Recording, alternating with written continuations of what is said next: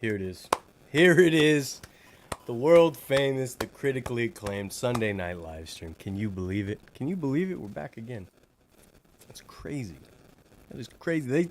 They didn't believe in us, but here we are. You know what I mean? They did not believe in us. Not even a little bit. And here we are. Against all odds. Against all odds. Against every expert prediction. Against every study. Here we are. Here we are. I hope everyone's having a great Sunday night. You know, having a great Sunday. People outside are being very loud. I don't think they understand. This is the Sunday night live stream. You gotta chill out. You know, you gotta chill out. It's time to relax. It's time to go get on YouTube. It's time to go get on YouTube and watch the Sunday night live stream. You know what I mean? What up, Jack? All right, we got a lot to talk about.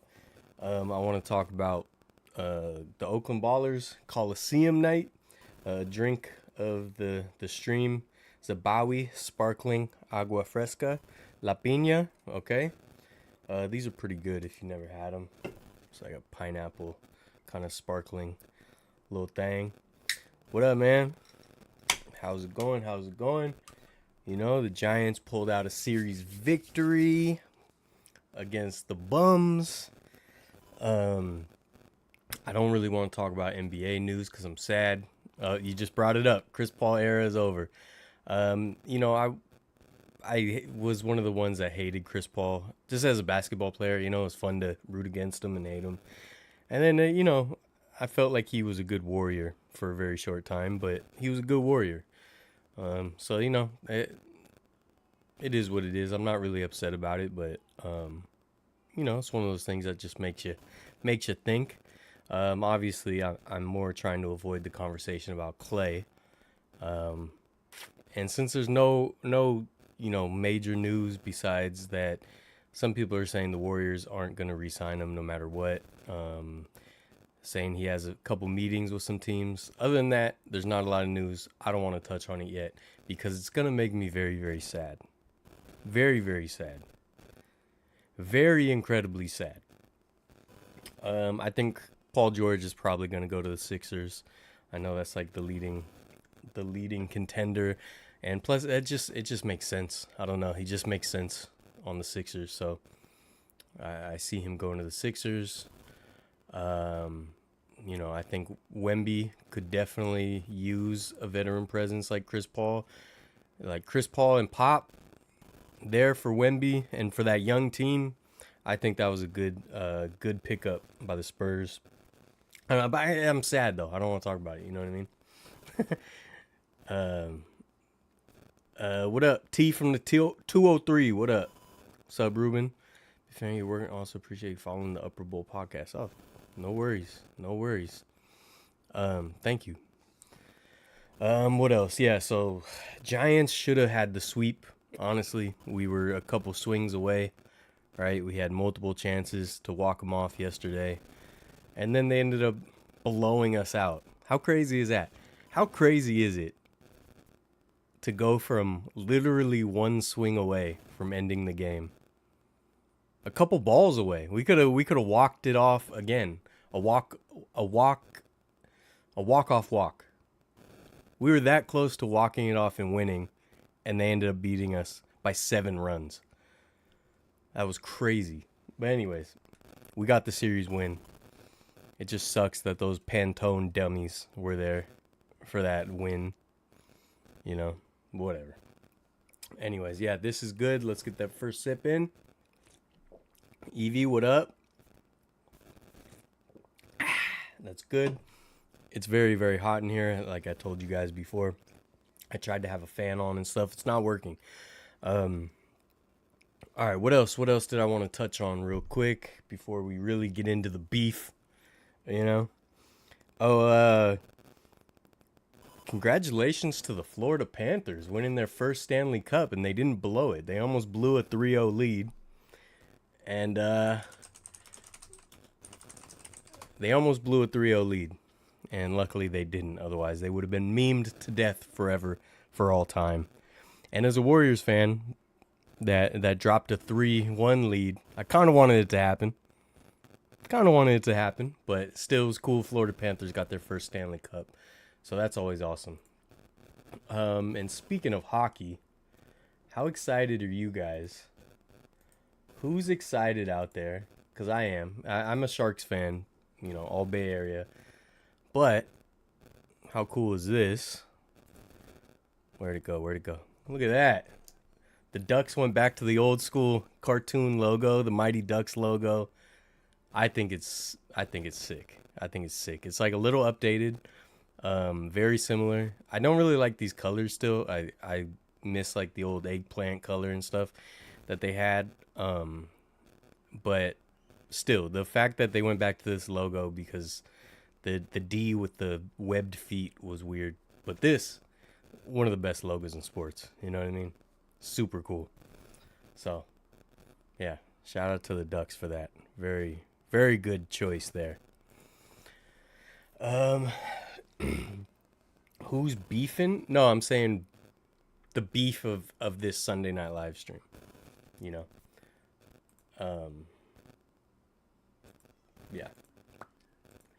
What else is going on? A's will never play in Vegas. John, I kind of have the same feeling. I feel like they're gonna get stuck in Sacramento. That's kind of, I feel like it's like 60% chance that the A's stay in Sacramento for the long term, and John Fisher just sells the team to like Vivek or someone in Sacramento.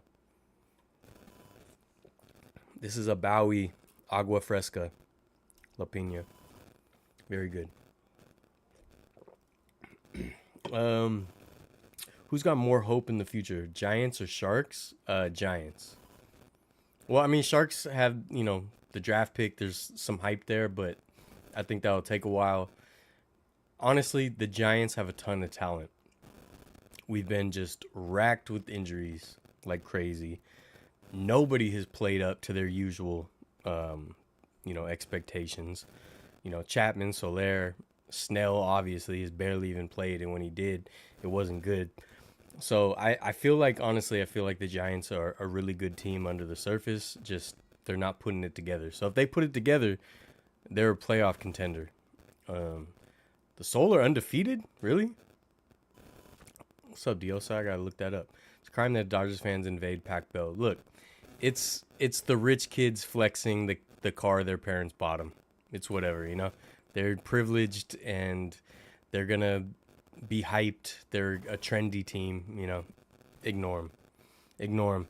Prepare for the first heat wave in the peninsula. Yeah, it's hot right now. It's not super hot, but I've said before, but this little nook with my computer and server and all that, it gets super hot. Me yapping away, this hot breath. What up?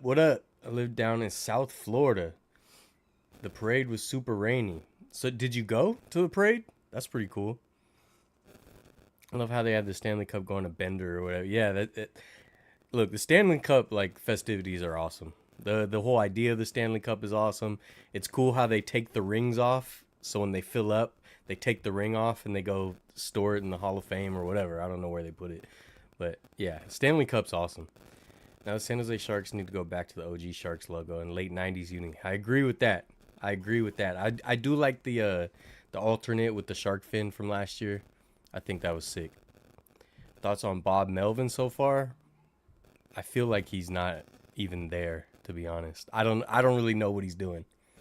But I like Bob Melvin overall. But he seems very,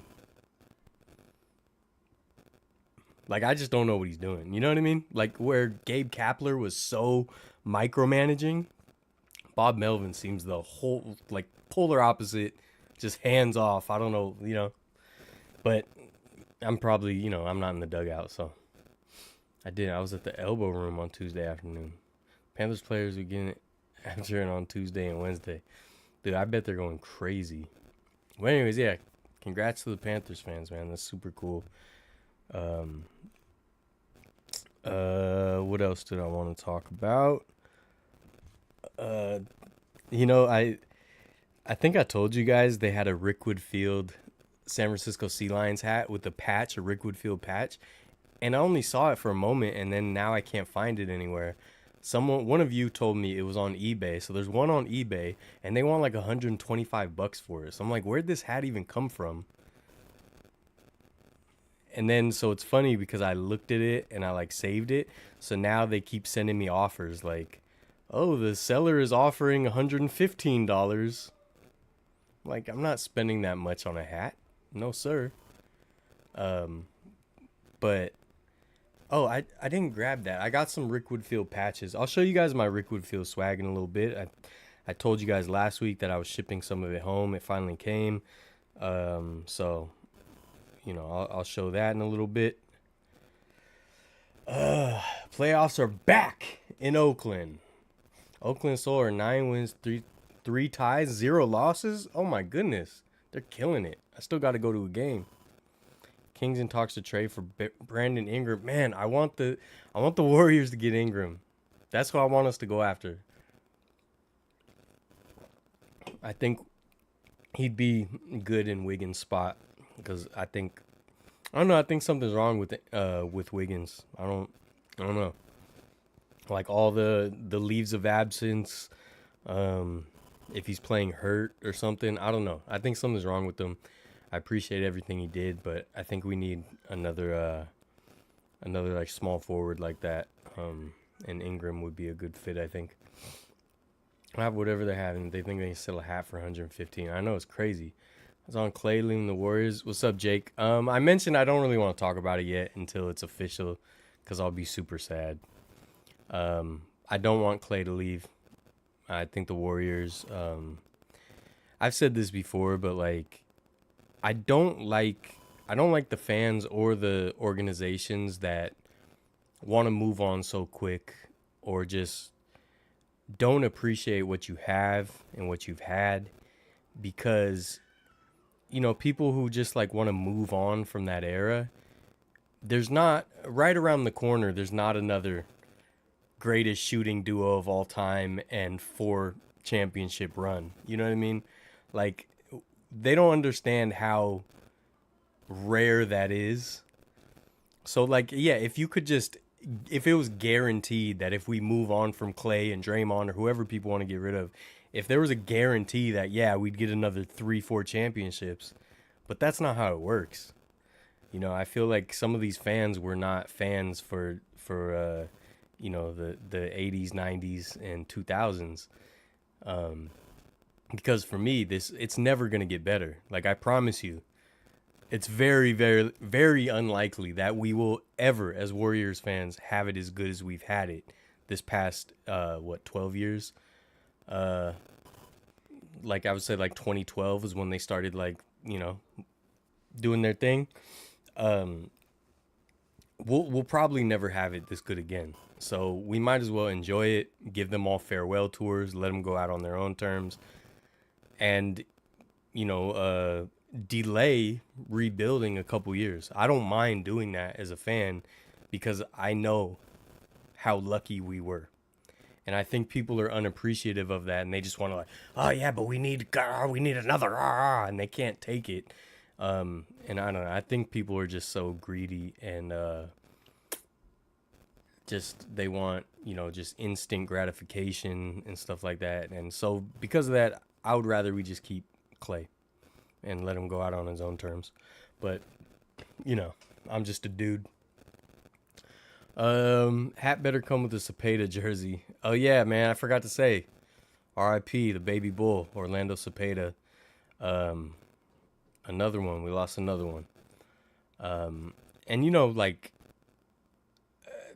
you guys will see. By the way, the Rickwood Field video will be out Tuesday.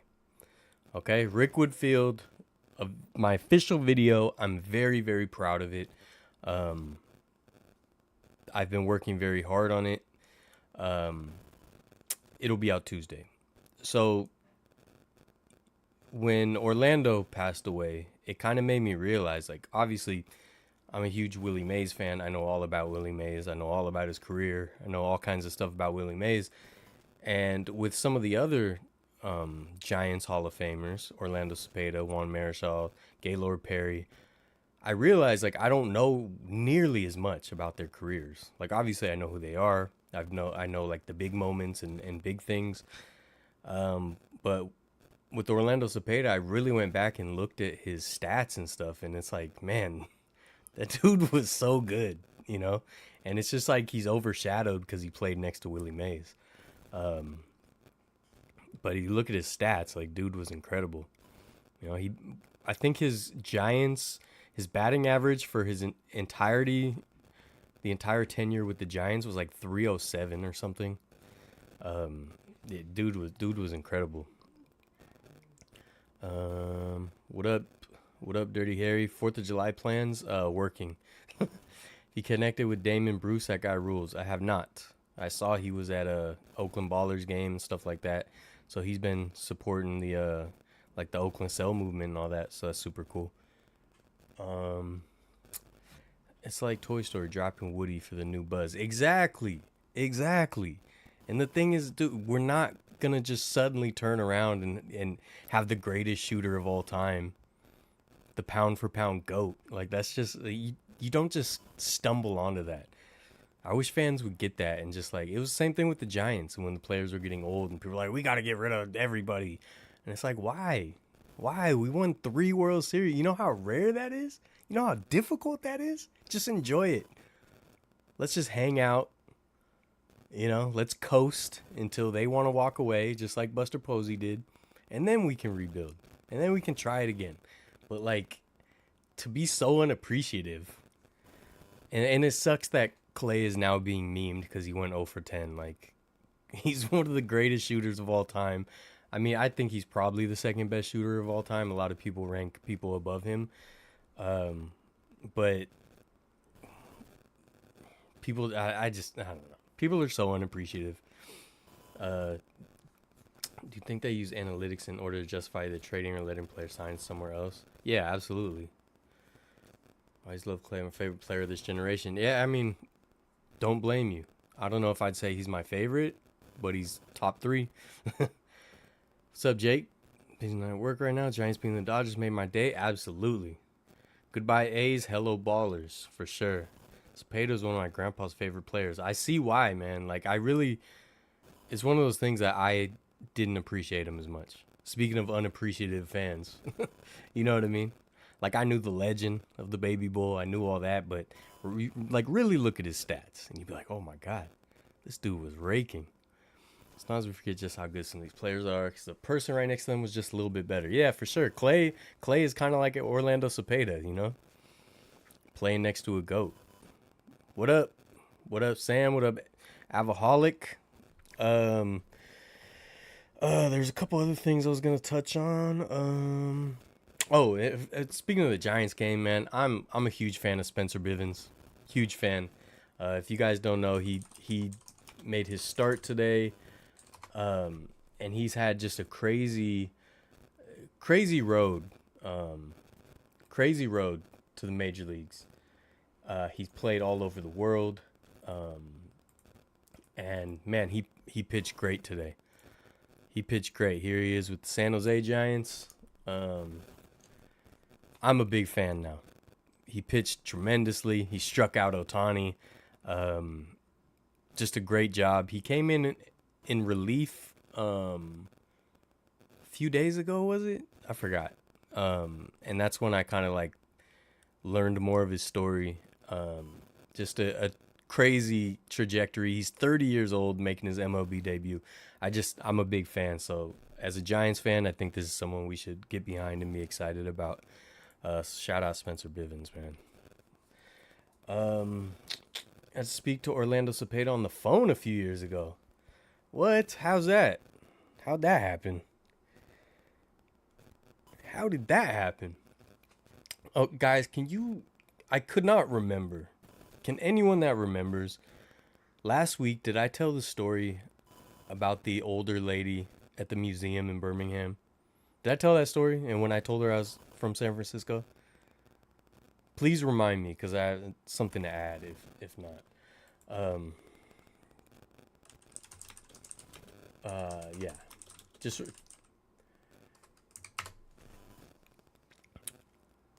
yeah, there was a lady who was very sweet to me and then gave me the stank face when I said I was from San Francisco. Just let me know if I did tell that story because I think I did. Um, yeah, you told it. Okay.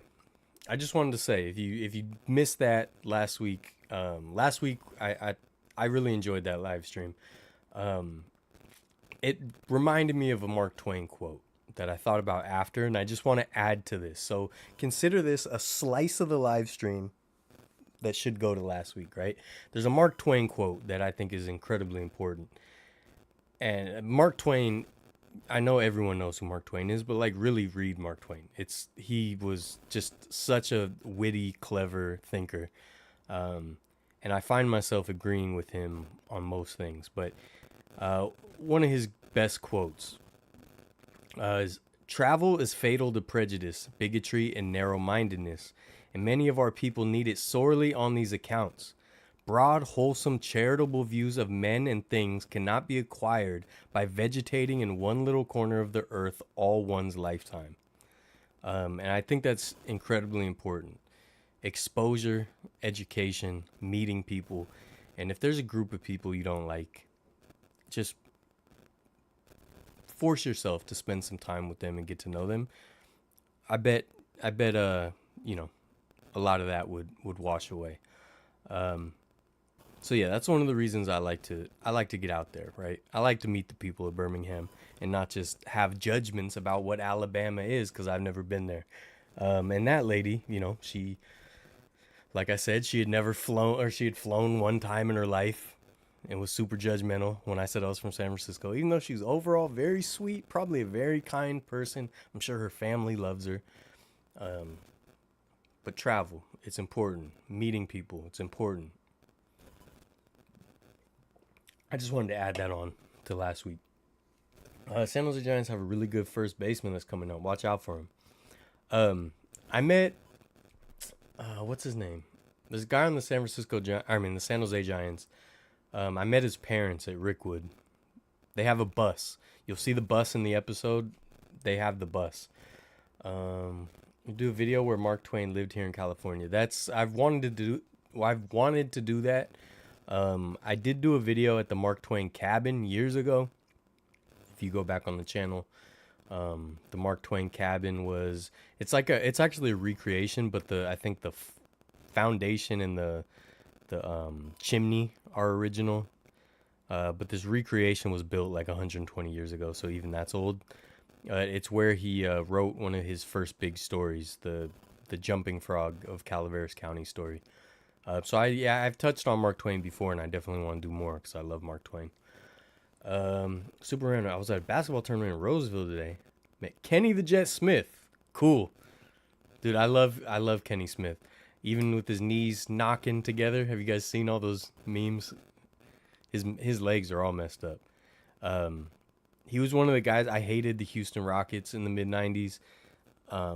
But they were so good, and I learned to kind of just appreciate them over time. Like Hakeem Olajuwon, Kenny Smith, Sam Cassell, Robert Horry,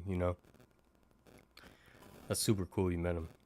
Girlfriend went to California Tower. Oh, that's super cool. You got to do it? So they're still selling tickets and stuff? Because I kept hearing like they closed it or whatever. That's awesome that you got to go up there. So much cool history in Balboa Park, like the World's Fair and all that stuff. I love the architecture, and that's awesome. Cody explains my 2.5 years in South Dakota. People assume it would be some racist area because it's mostly all white and people are Trump supporters, but I was there for over 2 years. Yeah, I mean, it's kind of, I don't want to get too far into it, but it's kind of one of those things where it's like, sometimes people won't even get it because they will have a prejudice, and they'll meet someone that fits that prejudice, but then they'll be friendly with them and be like, yeah, but you're one of the good ones, So it's like there's layers to it, and you got to like work through it. But I'm telling you, man, like you meet people, most people are all the same. Most people just want to live a decent life. They just want to eat good food, spend time with family, do cool things, have fun. That's what drives most people, no matter what. Even if you go to a war-torn country, You know, if you went to Afghanistan in the height of the all the wars out there, most of those people out there are good people that just want to be left alone and live a decent life. You know, obviously it's dangerous because there's enough of the militant crazy people. But it's the same thing with like San Francisco. Yeah, there's some wild people. There's some people bipping cars and stuff. But for the most part, everyone's cool. Um, you know, so it's always sad when people like that are kind of held hostage.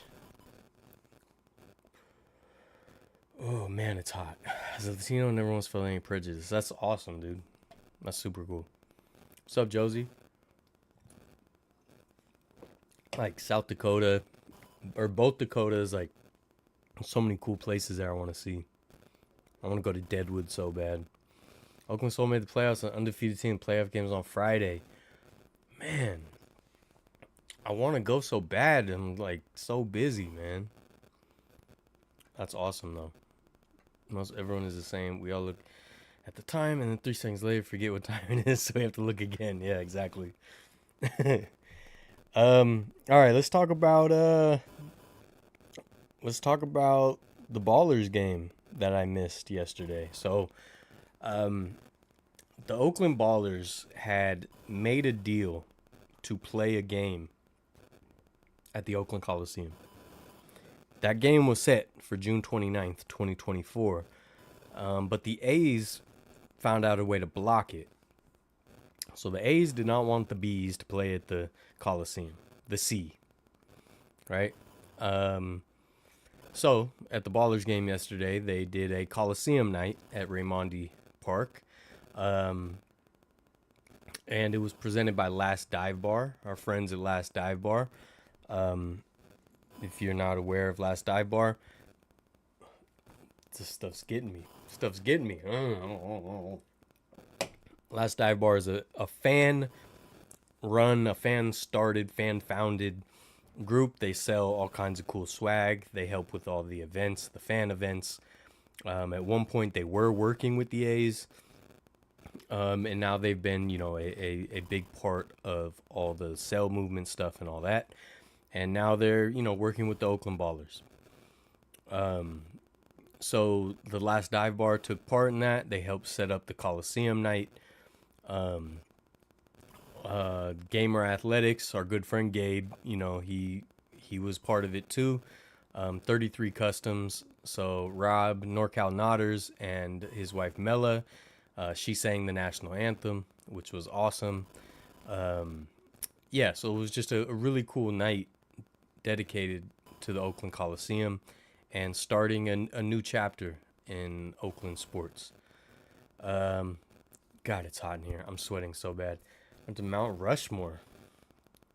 Sacramento gonna be 112 degrees on Wednesday. How hot is it gonna be in the Bay? Not that hot. It's gonna be hot, but not that hot. What's up, Marie? It's only hot in here because my computer and all that. The A's were literal. Yes, I keep it family friendly just because. If you guys don't know, like in my personal life, I will cuss, and I'm not like what's the word? I don't know. I do cuss. I listen to explicit music, all that. But on my channel, you don't really catch me swearing or anything because I've had teachers say they show my videos to their students and things like that. So that's why I didn't read that out loud. Weird audio interference. Oh no, not again. Not again. Remember it did that a few weeks ago? Oh my goodness. Oh my goodness. I don't want to do this again. What did I do last time? I don't even remember how I fixed it last time. Oh, let me see. I'm going to turn it on here and see if I can hear it. Hold on. Let me test it. Can you hear me listening to myself? Oh no! I'm not hearing it on my stream, so I don't know. Maybe it's going in and out. Okay, I don't know. Let's try to plow through here. So Brian from Last Dive Bar. Well, actually, Gabe told me in our Discord. By the way, check out our Discord. We yap away. Me and Gabe have a joint Discord, the gamer variety chat, whatever you want to call it. Discord is just like a chat room server type thing, and like I said last week, I give real time updates when I'm lost in the woods, in Alabama, things like that. But anyways, in the Discord, Gabe had asked me if Brian had reached out, and I said no, and he said he might. They're looking for us to do like some video stuff for the game. You can still hear you. Just hear a little static in the background. Darn it. That's so annoying. I don't know why it does that. Anyways, so Gabe was doing his own video, and then they wanted me to do a video. And I was going to Alabama and stuff, so like I'm going to Rickwood Field, and obviously I want to do the Rickwood Field video as quick as possible. So I was like, this is gonna be real tough, but I'll see what I can do. I'm in there, but I don't know how to find you guys.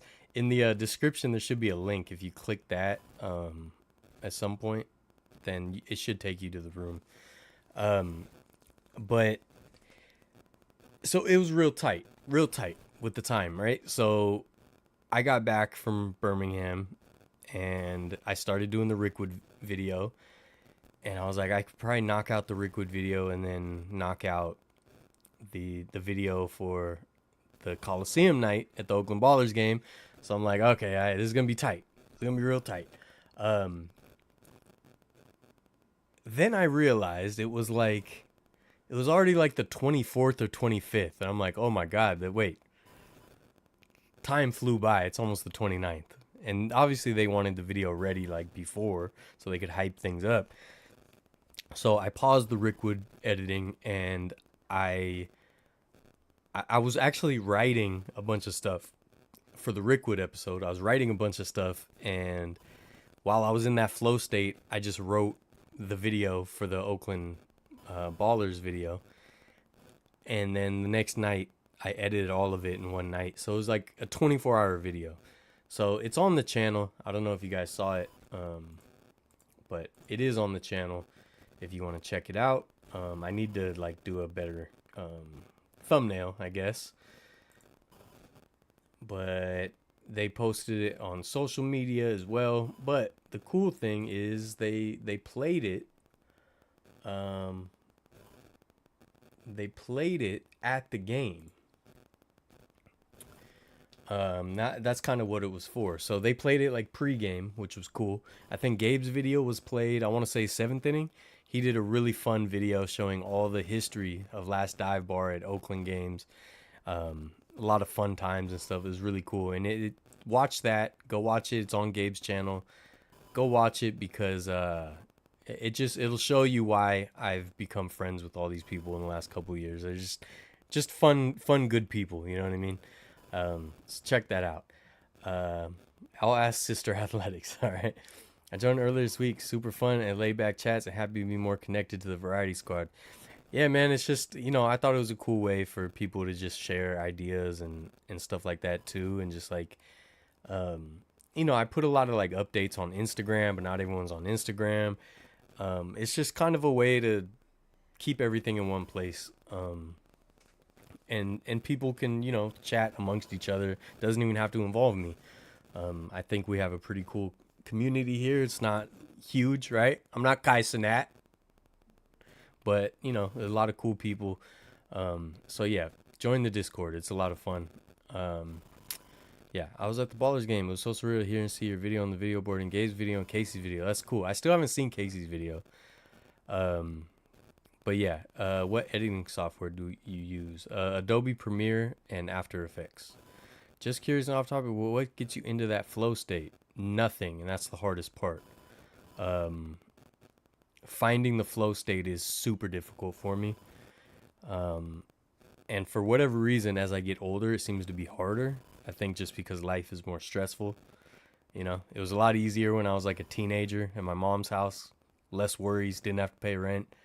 So it was easy to kind of just get lost in my creative efforts And now it's a lot harder, especially when I'm gone at work 12 hours and then I come sit here and I'm trying to edit and my mind is just scrambled. So getting in the flow state, I don't have a secret for that, but I wish I did. I wish I could just turn it on and off, because when I'm in it, I get a lot done. But a lot of times I just gotta force it, and that's one thing I've heard other people say is if you just force it, just work on whatever you're working on, whether you're drawing, whether you're editing, whatever it is, you just work on it and get through like that first like 30 minutes and you might find yourself in the flow state. You just have to force it. Sometimes that seems to work for me, but I don't know. And if nobody's familiar, I think most people know what I mean by a flow state, but it especially affects creative people, but also like even if you're like doing mathematics and stuff, you can find a flow state, but it's where everything just starts coming easy to you and you're super focused and you're super like into it and interested, and kind of the rest of the world falls off and you're just in whatever you're working on, and it just flows. It's the best. So yeah, I sometimes it's really hard for me to write, but that night I wrote all my Rickwood Field stuff, which I'm very proud of, and I wrote this that video pretty quickly in like 10 minutes. But yeah, voiceover Coliseum video is so good. Thanks, man. So yeah, I want to show you guys. Gabe sent me a clip. Gabe sent me a clip of them playing the video. Let me turn the desktop audio on. Tell me if it's too loud or anything. You can see the field of play, the seats filled with paying fans, the commerce, but that's not what makes any of this special. Pretty cool, you know? The field would just be grass. Have my video played at a ballpark. The seats would not be filled with people But adoring yeah, this was it was fun to make. There's definitely some things I would change. without a love of their community. Baseball is not a I hope it's not too loud. I don't know about the audio level. But yeah, there's some things I definitely would change, but like I said, I did this in 24 hours, so you know, only so much you can do. Yeah. It was cool. And thank you, Gabe, for capturing this. I hope people enjoyed it. You know? Every clip except for that last one and the A's, by the way. So obviously all the game clips, but other than the game clips, all this is my footage. Like, this is my footage except for this. This clip is the only clip that's not my footage. The Oakland Ballers had given this to me. I think this might be a clip from Gabe, actually. You see Natalie back there, gamer girlfriend, you know. I think this is from a Gabe video, but the Ballers gave it to me when I did another video for them a few months ago. So every clip you see in this, besides the game clips, like highlights, obviously, I didn't get a clip of Raleigh Fingers, you know, pitching, or Dave Stewart, but every clip except this one is mine, just so you know. All the drone shots too. That drone shot, that's my shot. Shout out Anson up there. This is from the Ballers game. So this is really fun. It's on the channel if you didn't get a chance to watch it. Hype videos are fun, man. It's crazy because like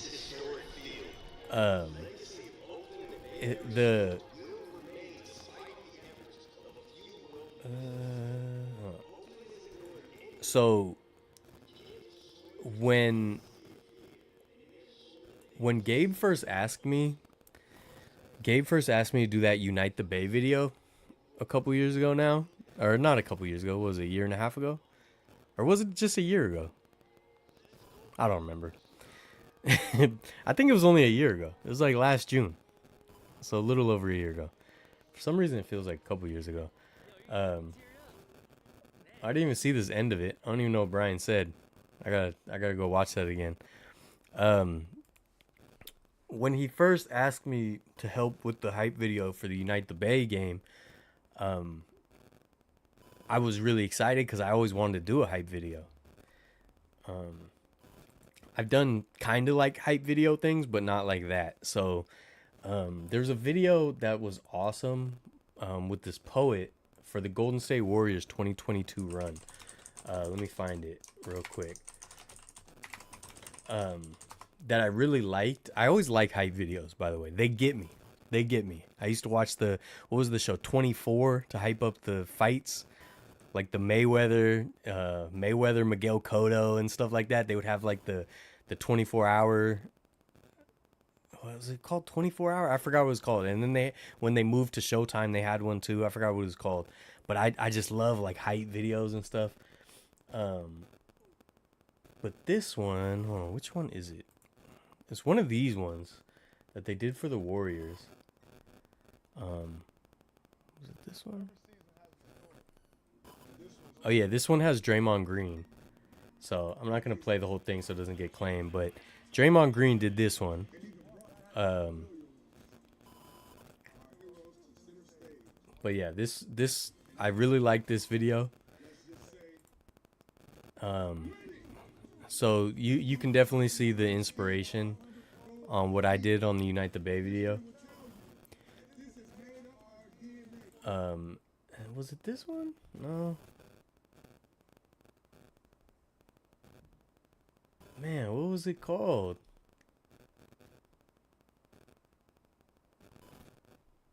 It was do you guys remember had the poet? He jumps off the cable car. Oh, right here, right here. This one. So I really liked this one too. So this made me, I'm like, man, I want to do a hype video. So this is kind of the big inspiration for the Unite the Bay hype video.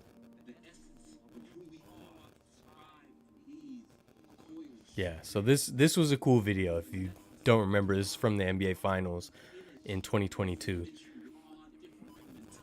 So this was good.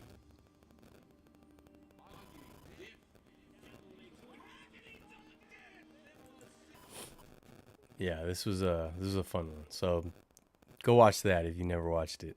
It's pretty cool. So yeah, he asked me to do that one, and now I've done a few, and they're fun. They're fun. You know what I mean? The one this one, like I said, I did it in 24 hours, so I definitely, there's some things I wish I could change, but it is what it is. It was fun. Bit TMI. What helps me to get enough flow is to take a shower. It helps me when I help you. That's a good idea. What job field am I in? I've hinted at it before. Right now I'm in management, but this is a hint. If you know, you know.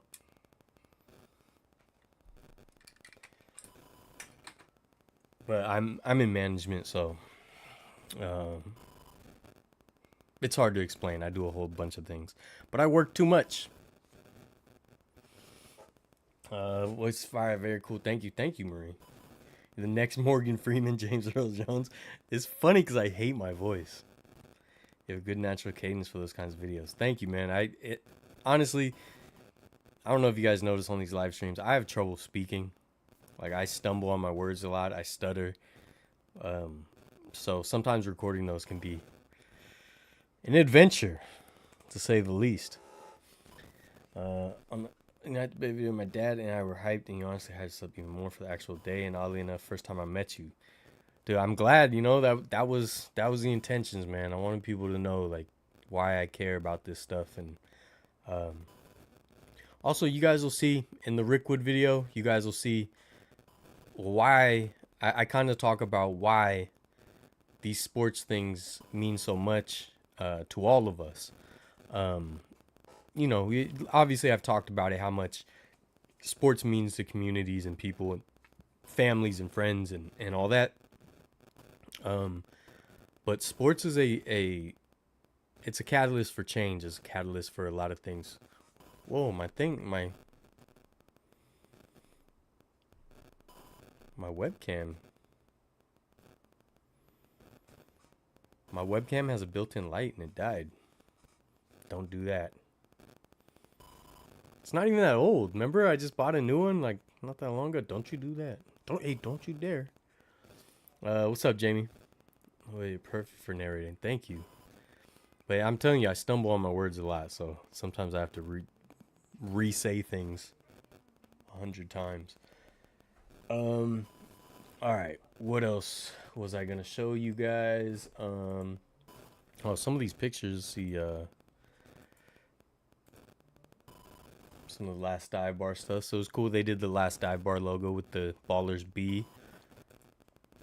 And these guys, I actually wasn't really that familiar with this, but I guess there was a viral video years ago where they were ghost riding a Volvo.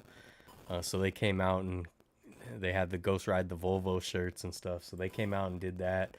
You got Scrappy there, the new mascot. That's Brian back there, last dive bar. Here's Gabe filming my video. How cool is that? And this was one of the giveaways right there. It's a pin with the possum logo, drawn by Guy Slewinski, friend of the show. So shout out Guy. And I need that Ballers hat, man. I want the black and gold one. There's Mella singing the national anthem. Looks like Scrappy has a mohawk. I didn't know that. Good to know. But yeah, she did a great job. I saw a video of it. Here's some of the new banners they have up. The classic tie-dye last dive bar shirt. You know what I mean? There's Rob. Please do not pay attention to the bum's hat in the middle of this photo. But he's got the bash arms out there. Just someone needs to give that kid a new hat, you know? Hey, come on. Someone get out there and get that kid a new hat. There's a nice little shot of the setup. The Ballers warehouse over there. So shout out last dive bar. Seemed like an awesome event. Awesome event. You know what I mean? And thank you, Gabe, for filming my video on the thing. You know? Very nice of you. Very nice of you. But yeah, someone get that kid a new hat, please. You know, like what? How shameful to just let your kid walk around like that. You know, I don't tell people how to raise their kids, but that's just a bridge too far, my friends. Bridge too far. Ghost ride the whip. Willie Mays bobblehead is still broken? It is, but I already got a new one. I ordered another one on eBay. So I will glue this one back together and I'll probably do a giveaway. Maybe add a game or something. I don't know. I'll try to do something cool with it. I'll glue it back together. But yeah, I already bought a new one. I haven't even opened it yet. For some reason, man, I guess because it's probably local. I bought the statue I showed last week and the replacement on eBay, and it literally will come the next day. Like the fastest shipping of all time. Like they must be right down the street or something. So yeah, I already replaced it. And just in case you guys missed it, we got Bobble Cheeks is still here. Okay, we got the Vulcan. He's got a bobblehead. More importantly, he's got some Bobble Cheeks. Okay? Do not forget it. The world has changed. Things are different now. Okay? We'll talk more about Birmingham history and what that is in a future video. I can go over the swag now. Or wait, was there more about the Ballers game? I mean, I guess I didn't even say how I feel about it. I went to the SF game and they blew the Dodgers out. Well, go to more. How about that? Brian reacts to your video. Okay, hold on. Let me turn the volume back up and replay it then, Gabe. Welcome to the stream, by the way, Gabe. Okay. Let's see.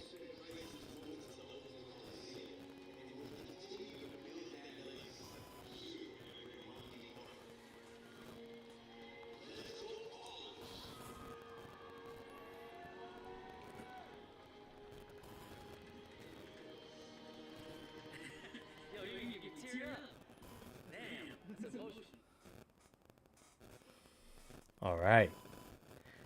So what I told Brian through text, he was like, "Man, like People are saying they're crying about this video or they're tearing up.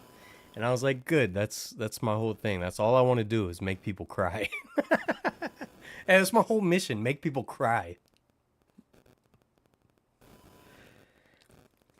I got you a Ballers car flag, Disneyland Giants hat, Ballers cup, and a satchel. But dude, what do you? What is it? Christmas? I have a gift for you as well, but you have like 4 for me. That's not that fair. It's not that fair. Look, that I'm happy. I'm happy with the video because it only took 24 hours. I'm happy for a video that only took 24 hours. There's definitely things I wish I could have changed or added to. But I'm happy with how it turned out. I'm happy that everyone has enjoyed it. And it means a lot that people even allowed it to be shown and requested me to make it and stuff like that. It means a lot. So shout out everyone at Last Dive Bar. Shout out everyone at the Oakland Ballers. Brian from the Oakland Ballers texted me as well, said he loved the video. I really appreciate that, and I'm glad because all the things I say in that video is like exactly how I feel. Like, you just got to stand up for what's right. You know what I mean? And if something's being ripped away from you, you can't just take it. You gotta fight back. You gotta make your own lane if you need to, right? You can't just give up. And it's been inspiring to see the Oakland fans not giving up, and it's been fun to be alongside everyone, fighting against these evil billionaire owners because I think they're the worst. And obviously it's not necessarily my fight, but I appreciate everyone that has appreciated me being involved in what small part I've been involved. So that was cool. Also, like I said earlier, Gabe, I don't know if you missed it, but your video was super fun. It made me jealous that I missed so many of those moments. I was like, man, like some of those I had never seen, some of the costumes. So that was great. That was super cool. I'm glad, Ruben. All I want to do, Ruben, is make you cry. That's it. Told me not to get you anything, so it's actually from Nat. Loophole. You're such a bully. But yeah, I just appreciate being involved myself, and Oakland fans, keep up the fight. Keep up the fight. If the A's are gone, that's fine. Just fight for your community. I mean, it's not fine. You know what I mean, though. Like, it's reality. So keep up the fight. The Ballers, yeah, it's not a major league team, but it can still be a really, really great addition to the city. A great timeout for the city. And, just think about when you're at the games. Watch one of Gabe's videos. Watch my video I did there. You still go and you see kids all excited and happy. You see people getting autographs. Those are going to be those memories. When some dummy's doing a history video on the Ballers or Raymondi Park in 60 years, some of those kids are going to be commenting on the video like, oh, I went there with my dad and we saw the first season of the Ballers, like stuff like that. It's still very meaningful. And I'm happy to see Gabe's on board because, Gabe definitely had some skeptical feelings about it, which makes sense, obviously. But I'm glad he's been having fun with it. You deserve it, Gabe. Oakland will never quit and Oakland will never leave. They're leaving them great work. I appreciate everything you do. Thank you, man. Could be a blessing in disguise. Never know what may happen. I mean, you could see some silver linings. At least John Fisher will be out of your hair. But like I said at the beginning of the stream, I forgot who it was. Might have been you, Samuel. But someone said, they don't see the A's ever making it to Vegas, and I don't either. Going to Sacramento in the interim, it just seems like a long shot that they'll get through that and get to Vegas. I just don't see the Vegas thing happening, honestly. I feel like the team's going to get sold again while it's in Sacramento, and it's either going to stay in Sacramento or go somewhere else. I don't know. I just do not see John Fisher sticking around, and making it all the way to Las Vegas. I just don't see that happen. I just don't see it. But anyways, go watch the video. Go watch Gabe's videos. Gabe got me the Ernie Raimondi Cup, which I'm excited about. Go watch that video. They did a really cool giveaway cup with Ernie Raimondi on it, which the park is named after. I talked about him in my video and told you about the history of him. Everything the Oakland Ballers has been doing has been really cool, and I appreciate it, and it's been fun, and I can't wait to get out to more games. That's why I like the Ballers, to give kids an opportunity to make memories just like the parents did with the A's. Absolutely. It's old school, man. It's old school. Vivek will end up buying the team. That's what I think. And he's, I have just any billionaire. I don't, I'm not really cool with. Yeah, of course, I'm in Alabama, so I guess I wouldn't know. Oh. Wait. Did we talk about Alabama last week? I mean, I know we did, but I'm saying you. You were here last week, right?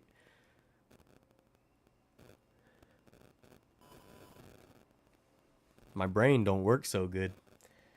But I'm pretty sure you were here, and I'm pretty sure we talked about Alabama. I just want to make sure I'm thinking of the right person. Speaking of, let's move on. Shout out Oakland Ballers. Can't wait to get to more games.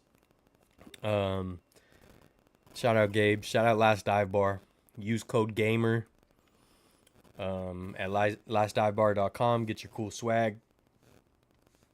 Good folks over there, Good folks over there.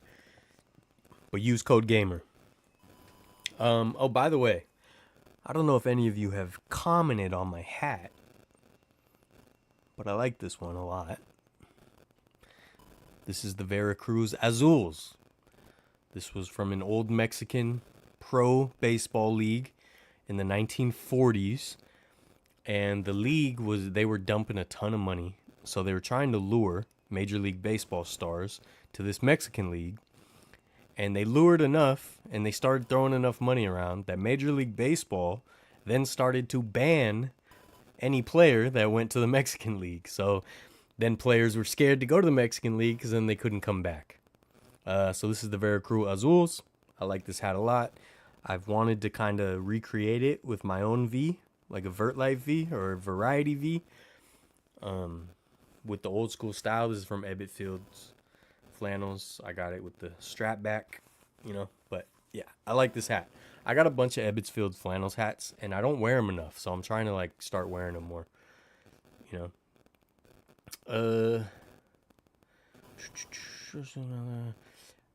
not Ramaswamy. So Vivek, he's the owner of the Sacramento Kings, and he's one of the reasons that the A's were able to get a deal to play in Sacramento for a few years. He owns, does he own the River Cats, or he owns the field? I don't remember. He owns something over there, but he's mostly known as the Kings owner. So like the press conference for the A's announcing they're going to play in Sacramento, he was there and stuff like that. He's done a lot of great things for Sacramento, but he's a billionaire. You can't trust him. Not sure how you lumped in that video out the way you did. For me, I have to be in the zone of the vision at least a month before I make a hype video. Well, that's kind of like the flow state we were talking about earlier. I don't know if you missed that part. I think you might have checked in a little late, which I will mark that down in my memory bank that you showed up to the live stream late. But that's fine. You're still my buddy. You're still my buddy. It's fine. You just showed up late because you just don't care and you don't have notifications on. That's fine. That's fine. I'm not going to judge you for it. We all live our own lives, but I now know where I stand in your life and as your friend, and it's fine. I won't judge you or get upset or be petty or hold it against you in any way at all, but I know how it is now. I understand my ranking in your life, so that's fine. But anyways, no, we talked about the flow state earlier. So I got lucky and I got in a flow state, and I was able to knock it out. And I was already writing my narration for the Rickwood Field video, and I just did a couple spaces and started writing that, and I wrote it. I honestly wrote that video, the narration, I wrote it in like 5 to 10 minutes. And that was luck. I just happened to be in a flow state. It's not usually that easy. He owns the stadium and the River Cats. Okay. Yeah. I'm the Kings' majority owner of the River Cats. It'd be possible that the Kings owned by the A's and moves the team eventually back to Oakland. No, he would keep him. He would keep him in Sacramento, I think. Because he's kind of cemented himself as this. He's like the billionaire of Sacramento. You know, like I said, he does a lot of great things for Sacramento. He kept the Kings in Sacramento when they were potentially going to move out of Sacramento. But I sent a warning a couple months ago to Kings fans, and I said, do not trust him. Yes, he does. He's done some great things for Sacramento and for you guys. But it's all self-serving. Don't you forget that it's self-serving. It just happens to benefit you too as a fan, but it's self-serving. It's self-serving. Promise you. You don't become a billionaire without being self-serving. It's impossible to become a billionaire if you're not self-serving. It's impossible. There's no way to become a billionaire if you're not self-serving. No one person generates that much value. It's not possible. So, yes, he made a beautiful downtown stadium or arena. The Golden One Center is beautiful. He revitalized Doco. After the Maloofs and the Kings threatening to move, and they were talking to Anaheim, they were talking to all these places, and they were going to move, and then Vivek saved the team. And he kept him in Sacramento, and he built an amazing arena, and he built a great playoff team, and a lot of young talent, and everyone's excited, and they light the beam. But he's a billionaire. Don't trust him. Do not trust him. You know? Having MLB in sack. So yeah, he wants to be the king of Sacramento. Thank God we didn't lose the Giants back in the day. I know, man. All right, all billionaires self-serving for sure. Live way closer to Sacramento than to Oakland. Rather drive to Oakland any day of the week.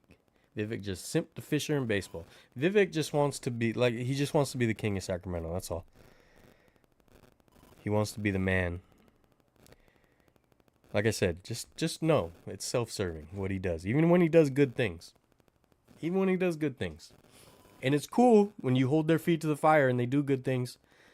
And this is, I think, every owner out there. So, you know, you got to take what you can get. What the people also have to serve others to make money from them. They're sponges. They soak up that value from other people. But anyways, we're not going to get into that. I've gone on a long rant about that before. Just remember they're self-serving. I just want you to remember they're self-serving. So anyways. Oh, Gabe's the new king of Sacramento. Well, you better go duel Vivek. You know what I mean? Let's get to this swag that I teased last week.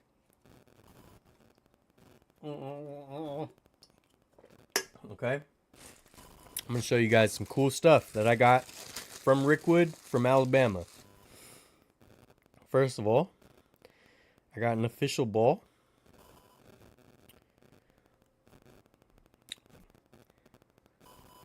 This was not game used, but can you see it? Wait, it's hard to see. It has a Rickwood Field stamp on it. Let's see if I can there. It has a Rickwood Field stamp. Pretty cool. I just want to eat it. You know? This next item. Should I do it like GVC? All right, now we got something real special. Put a timer up. We only got a few of these. We're gonna move through these paths, so you're gonna want to get ready. Shout out to Hunky Kitty Promotions. Hunky Kitty on Instagram. They were super kind to me. It was a couple. I don't remember their actual names. I mentioned this last week. But it's Hunky Kitty on Instagram. They were incredibly kind to me. We had a cool conversation. I was pretending to try to sell them tickets from one of the old ticket booths at Rickwood.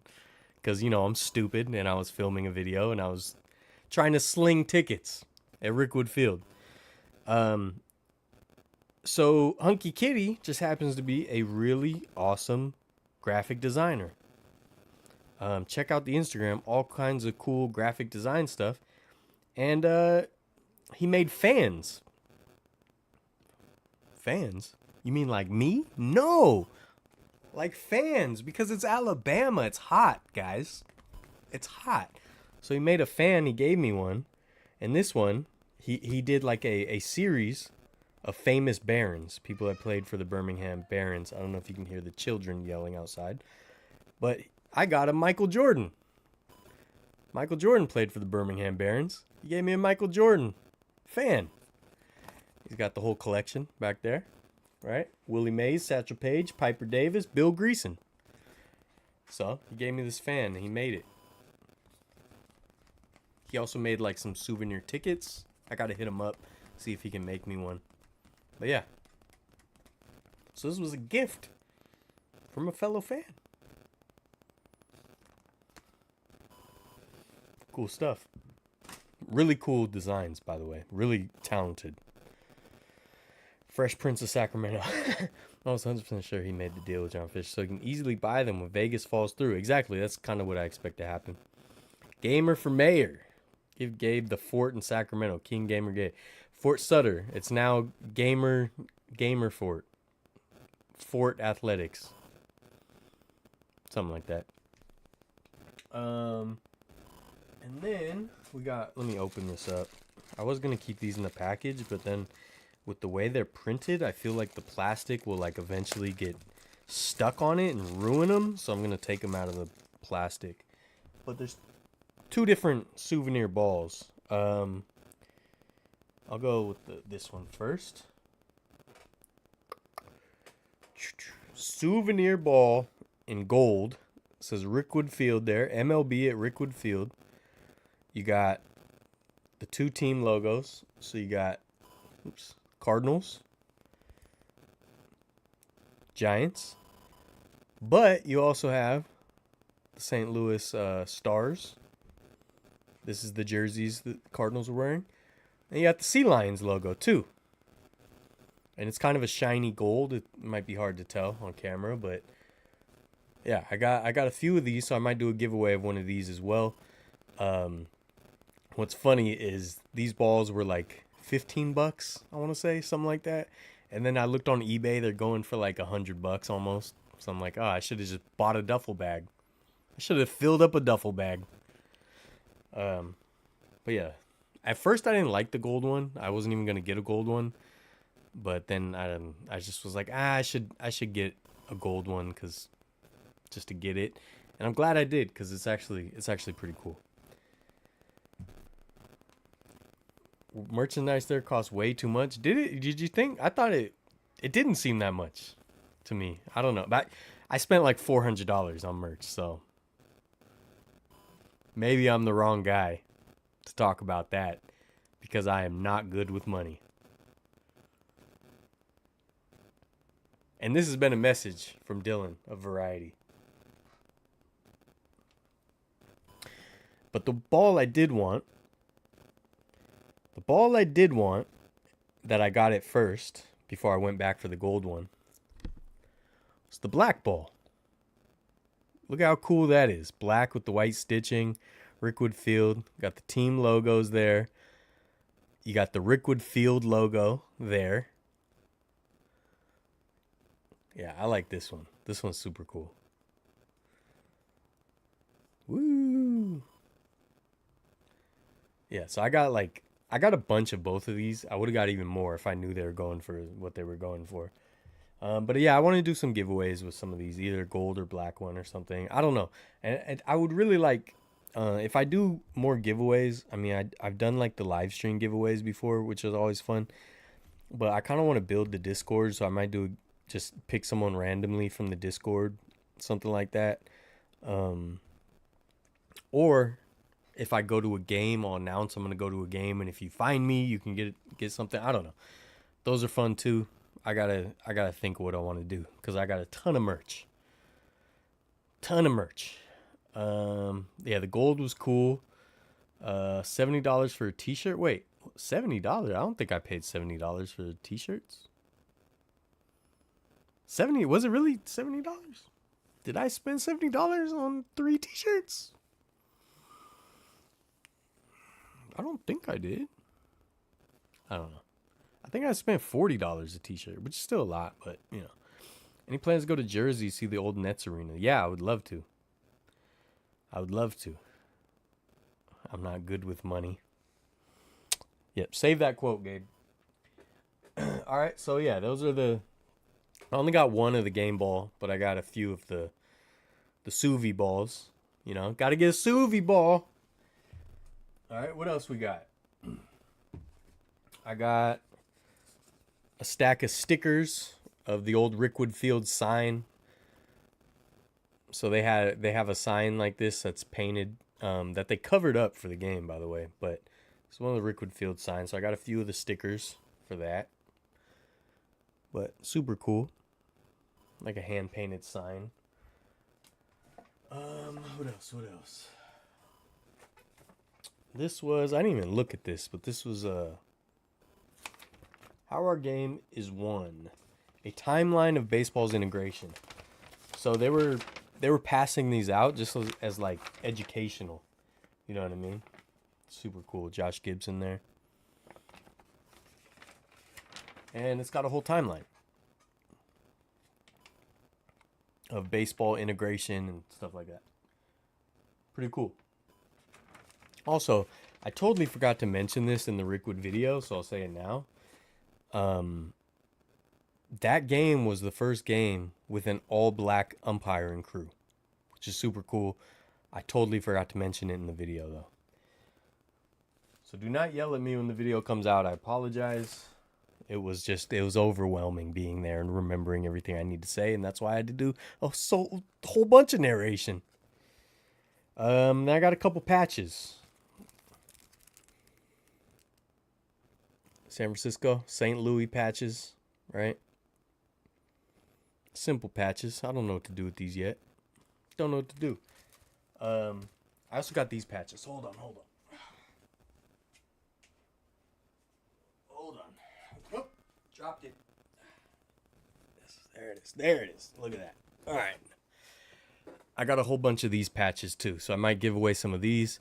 So I actually... The shirts they sold, I'll show my shirts soon. The shirts they sold have a very certain fit to them, and I wanted a fit that was more kind of like the vintage shirts I've been wearing a lot lately.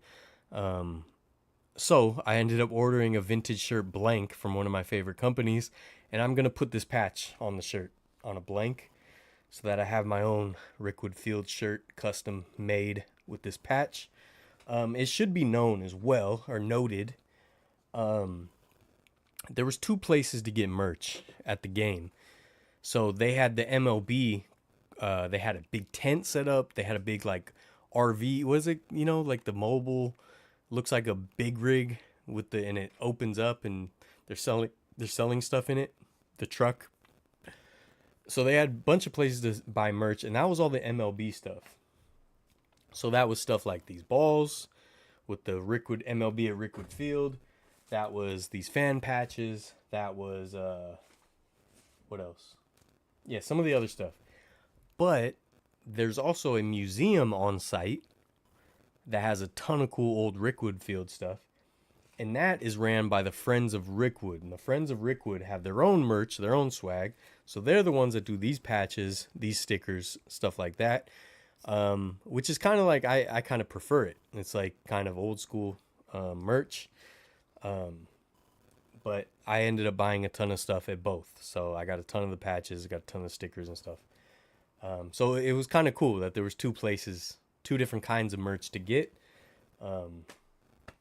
So yeah. And the Friends of Rickwood, obviously, when you bought their merch, you were supporting the preservation of Rickwood Field, which is also, important. What else did I get? Okay, we got the, now I got this one. This was for the minor league game, the Rickwood Classic.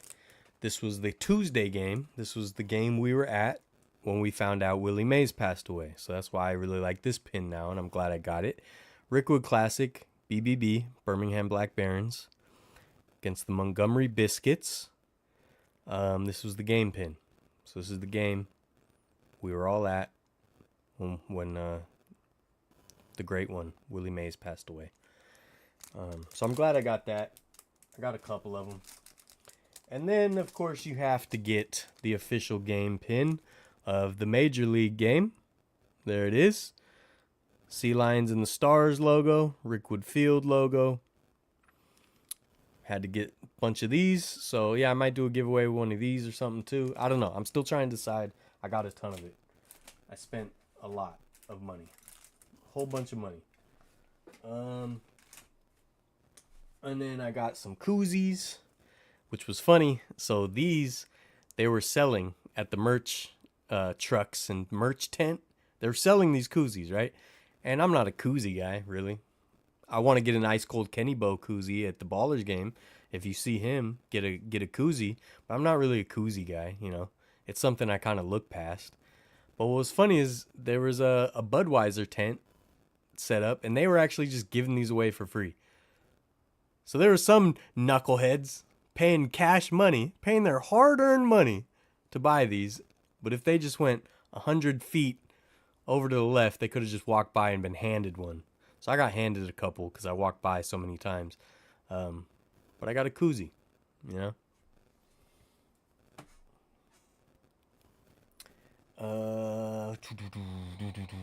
Game ball, is it leather or plastic leather?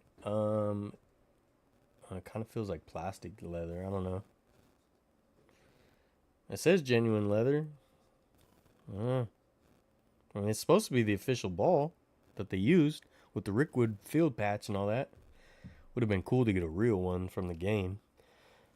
Josh Gibson doesn't get enough credit. Absolutely. Got that paper in my scorecard, my $10 scorecard. I didn't get a scorecard. I know the second base umpire. That's awesome. Have you talked to him?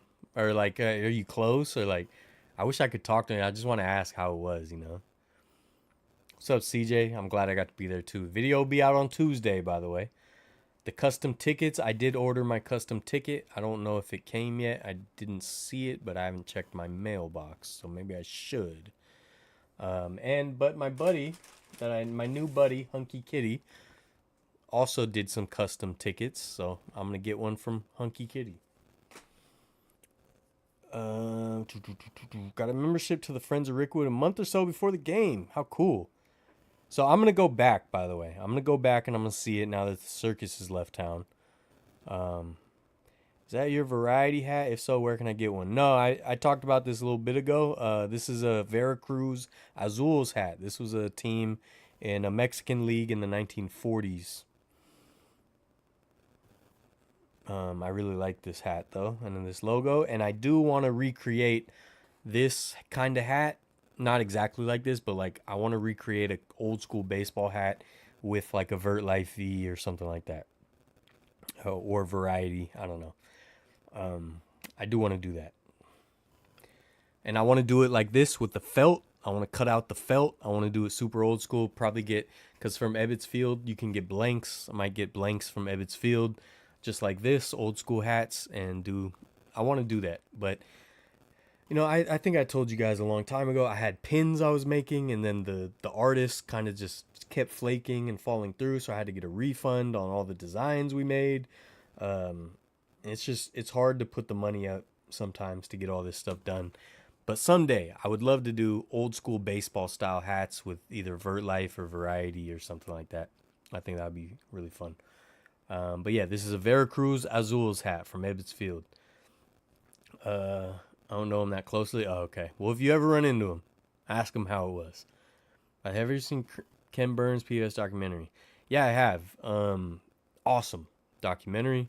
I actually watched, I didn't watch all of it, but I watched probably like 3 episodes before I went to Rickwood, because I wanted to see all the sections about the Negro Leagues. I think it's like episodes 3, 4, something like that.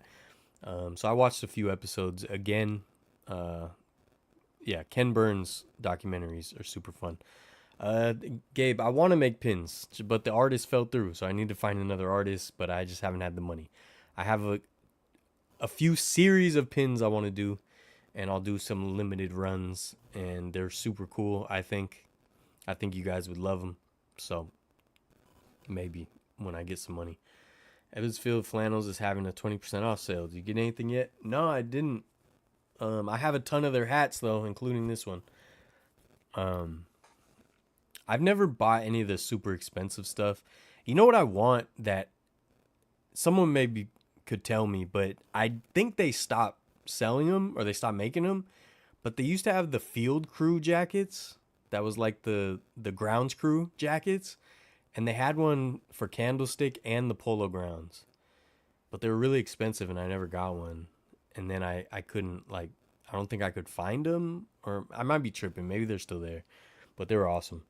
You can do that through Ebbets. You just need to order. I think it's at least 12 hats. Yeah, I want to do something like that. That'd be awesome, like with the felt lettering and stuff. So maybe I'll do that at some point. But I need the money to buy 12 hats that probably won't sell. So, but I would love to do it. What else I got? I got my game program from Rickwood Field. With this was cool. They were giving out like a Rickwood Field quick Rickwood Field facts, which is some of the historic moments and stuff like that. I like that they did this in the other paper because it's like I'm sure there's a lot of people who went because it was like, oh, how cool, but like then to be given something just to really educate you, like no, like it's cool, but it's even cooler than you think. So yeah, is this the scorecard you got, Samuel? Because this one came with a scorecard, but yeah, I bought the program, and look at that, two legends gone right there. Well, yeah, that's sad. That's sad. One if all right, if you guys need if you guys need convincing to join the Discord, I sent a picture. It's a screenshot of a video, but I sent a screenshot to the Discord. All right. If this ain't gonna make you join the Discord, nothing will. I sent a screenshot of Barry Bonds eating fries with no hands. So look, if that doesn't fill the seats, then what are we talking about here? What are we doing? You know? What's really going on? Yeah, Barry Bonds had a whole cup of fries and he didn't have hands free, so yeah. What up, boys? What up, Pick Van? Steve O's in the house. I used to make single custom jerseys, not anymore. They're too big now. I wanted a Seal Stadium ground crew jacket, but they only have a few parts left. Yeah, man. See, I wish I would have got one. You know what? So I saw someone with the Candlestick jacket in Fort Worth, Texas, at the Stockyards. It might even be in the video I did. Me and my brother did a video at the Fort Worth Stockyards years ago, and a guy walked by wearing the Candlestick Park Ebbets Field jacket. And I was like, oh, dude, I want that jacket so bad. And it was random to see it in Fort Worth. Okay, so you did get the program. Cool. Just check the website. No more ground screw jacket in stock. That sucks. Most ballparks don't even carry programs anymore. I know. I still have a bunch of my Candlestick programs. Joined the Discord last week. Thank you. Good person. Good person. We're talking Barry Bonds. Here we are. That was fire. He's one of us. Why did you change the channel name? So something or other tour.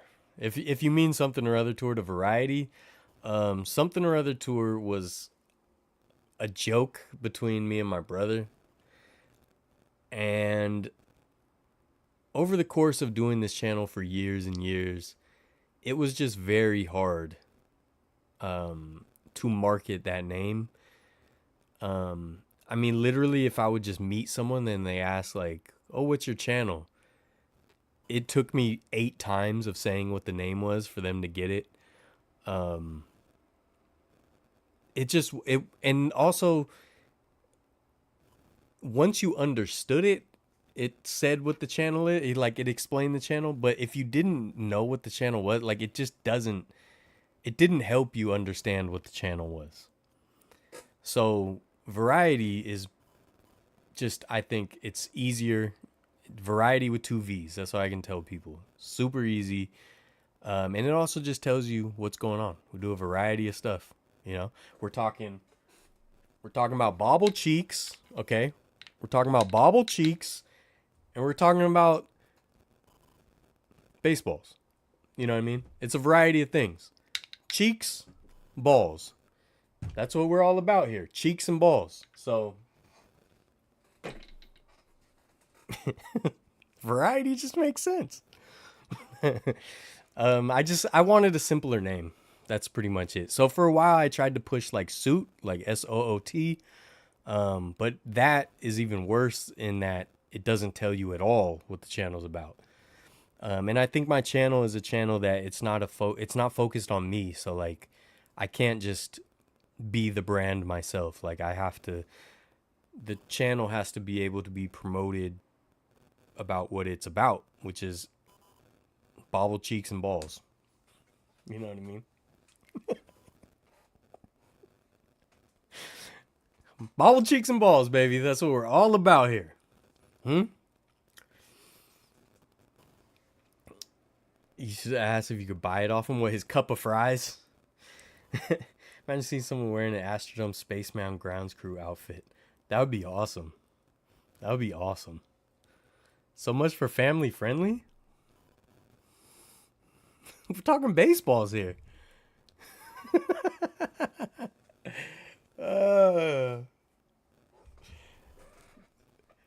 So anyways, what else do I got? We're talking koozies, folks. All right, now, if you see this koozie, the stitching is just wonderful. You're going to want to, can you zoom in there? Can you really get that in there? So you're going to want to call now, folks. We're running out. How many we got left? You know what I mean? What else do I got here? Oh, last thing. I don't know how I'm going to mount this, but I saw it and it just brought me back the nostalgia of Candlestick Park. One of the first giveaways I ever got at Candlestick Park when I was a kid was a mini bat. Every kid loved the mini bat giveaway, you know? And I had one from Candlestick Park when I was a kid. I probably still have the bat somewhere. I should go find it at my mom's house. But they had a mini bat, Rickwood Field, etched into it, carved into it. It's not printed, it's etched. Like laser etched. But yeah, mini bat. Rickwood Field mini bat. And this one, does this one have both teams on it? Oh, I didn't even get the hats. I'll have to show you the hats next time, I think. Or are they right there? I'll show you the hat. I totally forgot I got hats. But yeah, Rickwood Field mini bat. I gotta figure out, I wanna like display it somehow. I wanna hang it or something. You know? I wanna get wild, dude. I want to get wild with this thing. All right, you guys sit tight. Let me find this hat. I'm looking.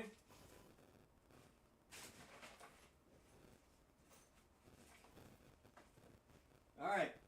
We're good. We're good. We're good. We found it. Everything's okay. Everyone relax. We can all calm down. Crisis averted. Okay? Crisis averted. Okay, you guys give it buy the Candlestick Grounds Crew jacket. Oh. I thought you meant I thought you meant Barry Bonds' French fries. You know? I thought you wanted me to buy hey, GOAT. Hey, Home Run King. Let me buy those French fries off you. Speaking of, he's in the new, I don't know if you guys watch, it's like one of my little lazy watch, like casual watching shows. They have It's like the Golden Auctions show on Netflix. They just put out a new season and Barry Bonds is in it. Um, you should make a logo of yourself cartoonized with bobble cheeks. That's funny. Right, keep your quotes that made me do mod work. That's funny. Need this edited. Yeah, I do. What do you think of the San Jose Sharks' first pick? I always hear he's good, but I don't know. I mean, I barely know anything about the NHL, let alone like college or prospects or anything like that. So I let the experts tell me what to think on that stuff. You know what I mean? Once in a lifetime limited edition. Huh? Once in a lifetime limited edition. This is, folks, this is your last chance to get this, and we're running out. You know? Saw a $300 bat there. I did too. Yeah. I think the bat was awesome, though, if I remember right. Shot Simple, what's up? Giants mini bats became my WCW Sting bats as a kid. That's funny. Do you know the story behind the sea lion? Yeah, I do. Do you know it, or are you asking me? I tell the story in my video on Tuesday, by the way. No, dude, the sign's in my car. I keep forgetting. It's in the back of my car. Yeah, Ruben, dude, you got to remind me before the live stream so I can grab it, because I keep forgetting it's back there. You know, you guys ever do that? You just like have something in your trunk and then you just keep forgetting because when I come home and I'm tired and I don't think about my car. So Sabrina's a great first pick for the Sharks. See, hey, if Josie says it, I believe it. What's up, Mark? You know it? Okay. Swiss Beats 2K knows it. Well, if anyone's curious and they don't know it, I will just let you know. It's the San Francisco Sea Lions, which people oftentimes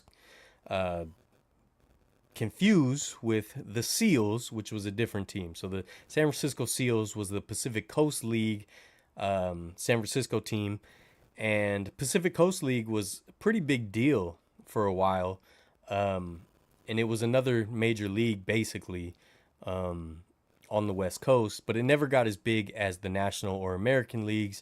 And some of the teams did get absorbed by the major leagues, by Major League Baseball when they got bigger, formed a conglomerate. But anyways, most of the teams ended up, going the wayside, the way of the dodo. Okay.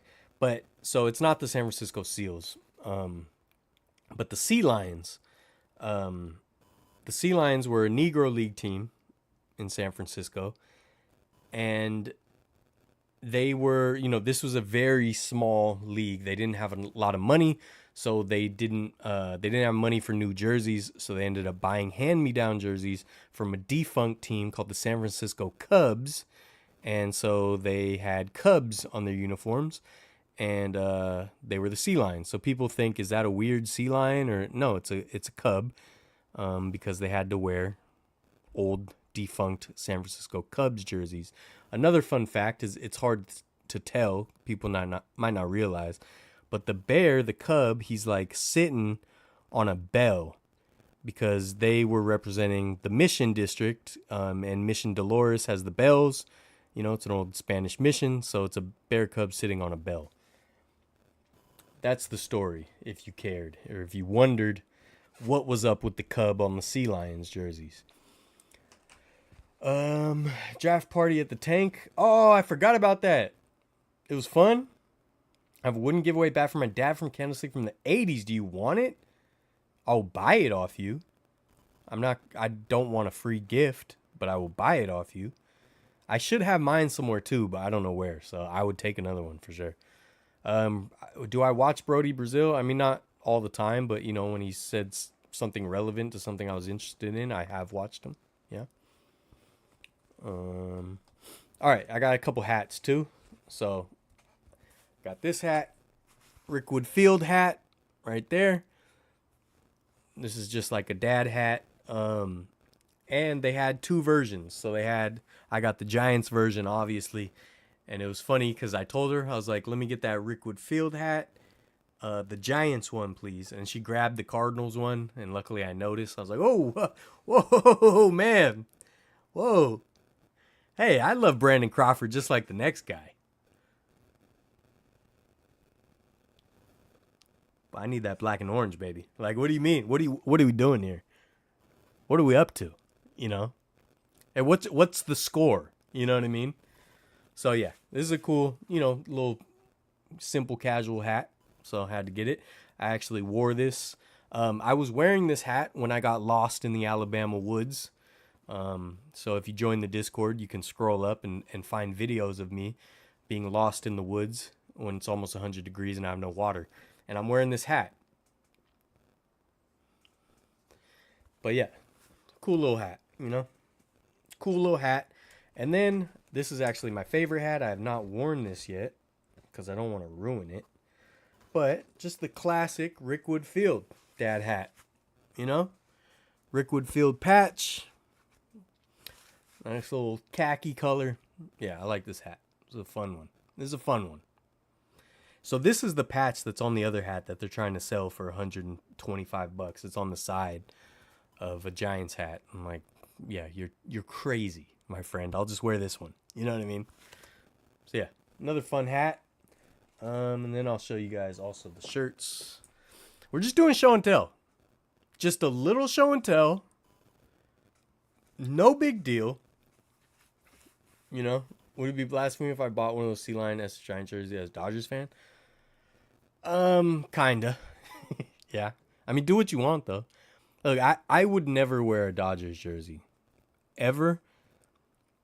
The lone exception would be maybe in a strange, crazy circumstance, I would wear a Brooklyn Dodgers Jackie Robinson jersey. Maybe, but probably not. Honestly, probably not.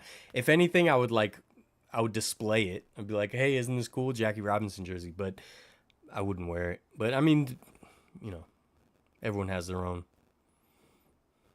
rules. Send you pictures of the souvenirs I got at the draft party. Dude, that's cool. They had Suvies. It's a big mess up, but it got fixed.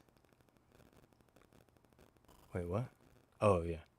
And do you check on how many people are watching the stream? Occasionally, but not the whole time. My dad said he'd trade the bat for a beer. I can get you a beer. I am over 21, just barely. Okay? I just squeak in. Just barely. I can buy you a beer. Just whew. That was close, kind of thing. You know what I mean? That was close, but I'm just over 21. So I can get your dad a beer. Just barely. Okay? I'm incredibly young. I would never wear a Giants jersey. Actually, no NL West teams. I would wear NL West teams because I don't hate them except for the Dodgers. You know what I mean? All right, so I got the official. This is like the official Rickwood Field shirt. I didn't even look at this yet. Oh, this has the cool back. All right, so this on the front has the Rickwood Field MLB logo, MLB at Rickwood Field logo. So that was like the official logo of the event. But the back of this one is the awesome part. Look at that. How cool is that? Old school, almost like billboard style, pamphlet style. It's nice to have you in Birmingham, St. Louis, and San Francisco. You know what I mean? Super cool. Super cool. What sucks about like when I buy shirts like this is I never want to wear them because I don't want to ruin them. Because look guys, I sweat. It's a fact of life. I sweat. Hey, your boy sweats. So I never want to wear it, but it's awesome, So I want to wear it all the time, but then I don't want to wear it because I don't want to ruin it. What am I supposed to do? Hey, what am I supposed to do? You do the math. All right? Done deal. Sold the generous beer buyer. Just barely. Keep Ice Cold Kenny on standby. Yep. Buy the beer with your McLovin Hawaiian license. Yeah, that's right. Just barely. My rules, I will only wear the jersey of the team I support, but now in baseball, at least for me, since the A's are most likely, I'll wear any baseball jersey. So yeah, everyone has their own rules, right? So you do whatever, everyone can do whatever they want. But my rule is I will wear any jersey if I like it besides my rivals. So like the biggest rival or the who I don't like the most. So I won't wear a Dodgers jersey. I won't wear a Cowboys jersey. I won't wear a Lakers jersey. Like the same like with the Lakers, maybe an exception I would make is like a mid '90s Nick Van Exel jersey. The only problem is I would have no problem wearing that because I love Nick Van Exel and I like that '90s style Lakers jersey. But the only problem wearing it is then people think I'm a Lakers fan. I just don't like if I could wear the Nick Van Exel jersey, but then hold a sign that says, "But I'm not actually a Lakers fan. I just like Nick Van Exel and I like this '90s jersey. I'm actually a Warriors fan. I've been a Warriors fan my whole life, and I'm loyal to that. So this is just a jersey. It's not actually fandom. It's I have an appreciation for sports and certain players, and just Nick Van Exel was very exciting to watch. He was a good point guard, and I think he was underrated. And so if I could hold a sign that said that, you know, and yeah, Yankees is hard. I don't know if I'd ever wear a Yankees jersey. If someone gave me like a really high quality like Yankees throwback or like Mickey Mantle or something, like I might throw that on. But it's the same thing. I don't want people to know I'm a Yankees fan. So if I could wear the Mickey Mantle jersey and then have a sign that says, "Hey, I actually don't like the Yankees. I'm actually a San Francisco Giants fan. I'm very loyal, very diehard to the Giants.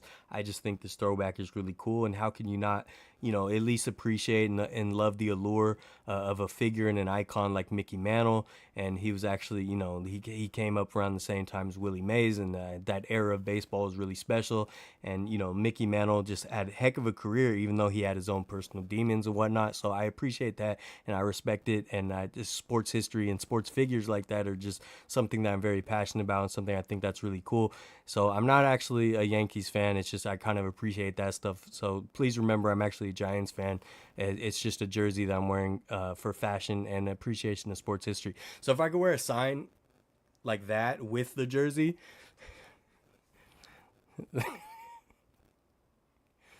how are people watching this stream?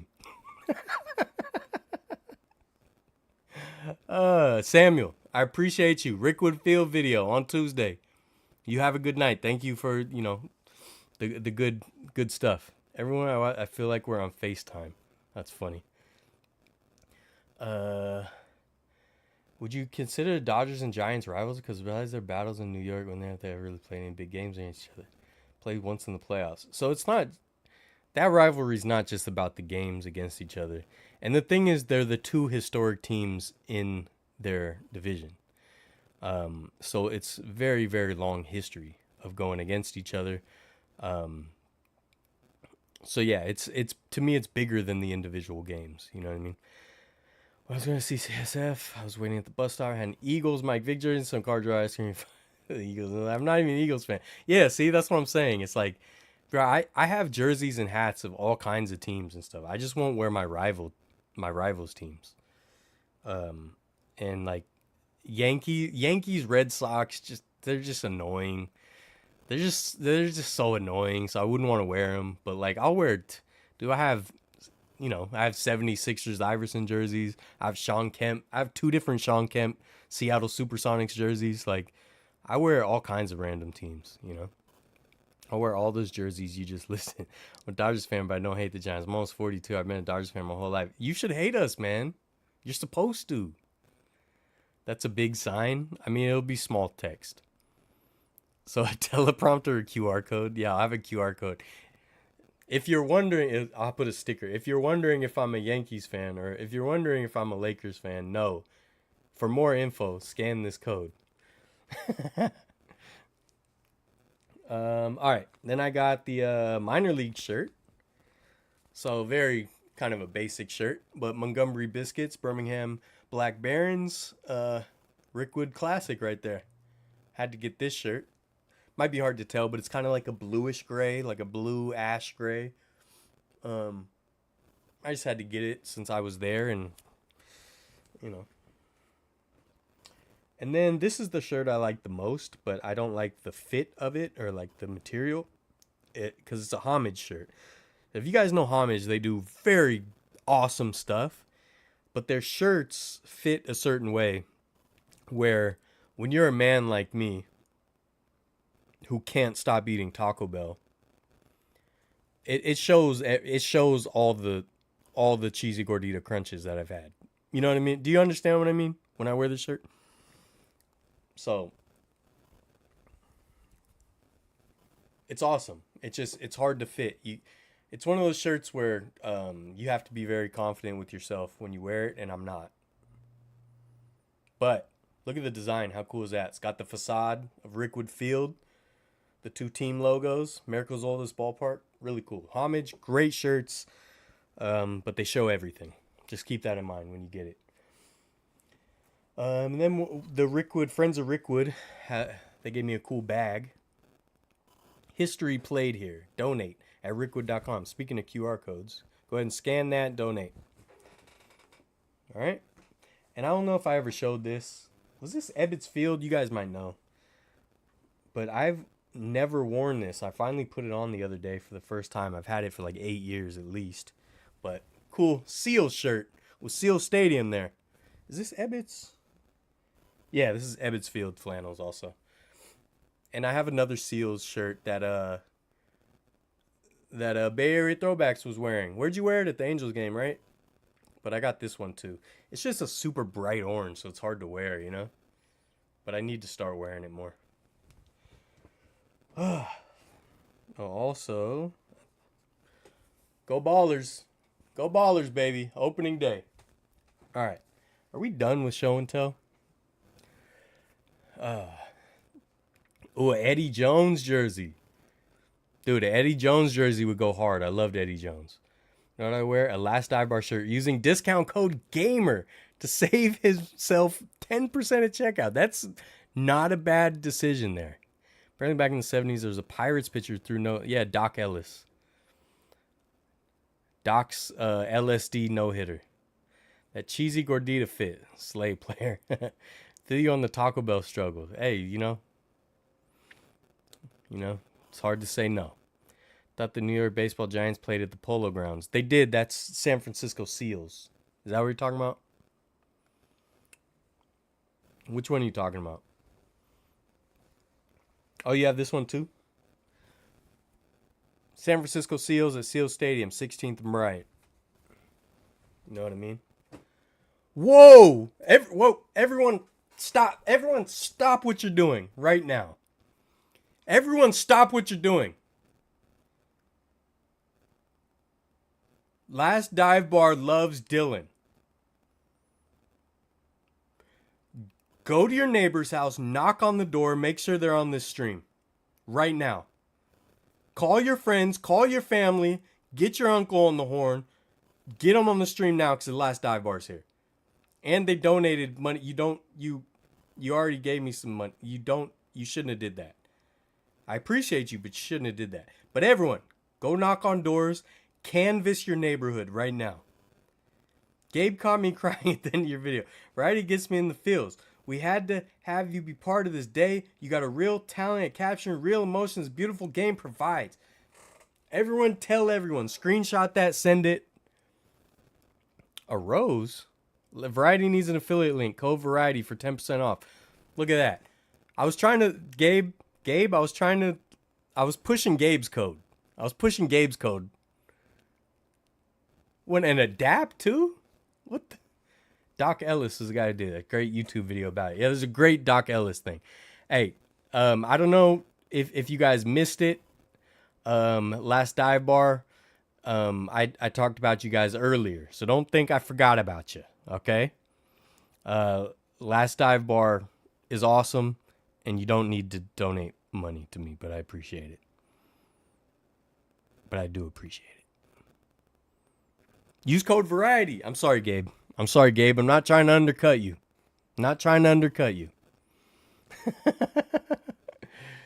Last Dive Bar, everybody. Call your friends. Get everyone on the horn. All right. I think that's all the pins and stuff I got at Rickwood. Oh, look at this. Look at this. Everyone go check it out, huh? Go check it out. And yes, I have Last Dive Bar things just sitting around. Who doesn't? Huh? Bobble cheeks and last dive bar. That's what we're all about. Bobble cheeks, last dive bar, and balls. It's what we do around here. It's what we do. Okay? That's what we do.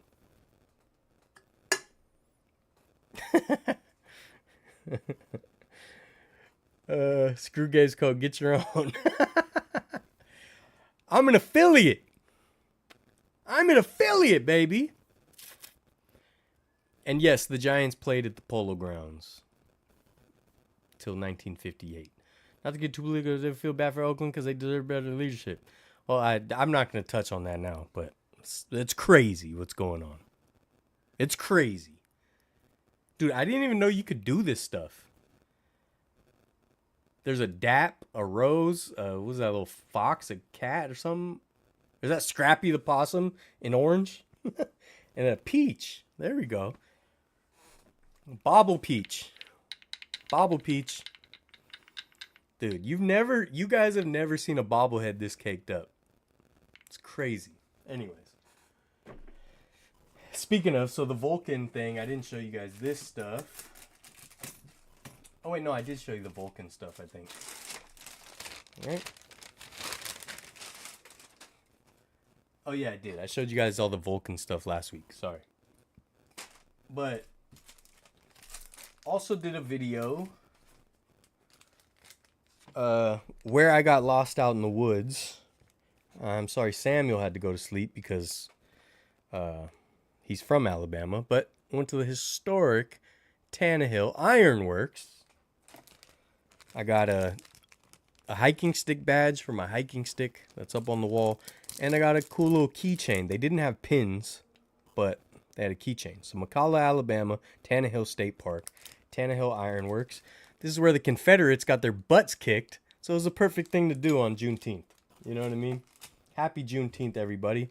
Happy Rickwood Field Day. Happy Coliseum Day, presented by Last Dive Bar at the Oakland Ballers game at historic Raimondi Park. And we're just having a ball here. Dude, these emojis are ridiculous, dude. Bobble cheeks, use code variety. My screen is lighting up. Feel useful. Hot dog. Hot dog. LD making it rain like a strip club. Dude, seriously. I wish like these would come down on me.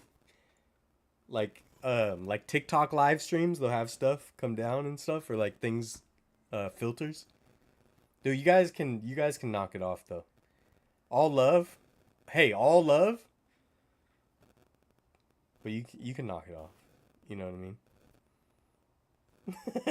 This is so ridiculous. This is so ridiculous. I wanted to get to my next topic, and now it's a strip club in here.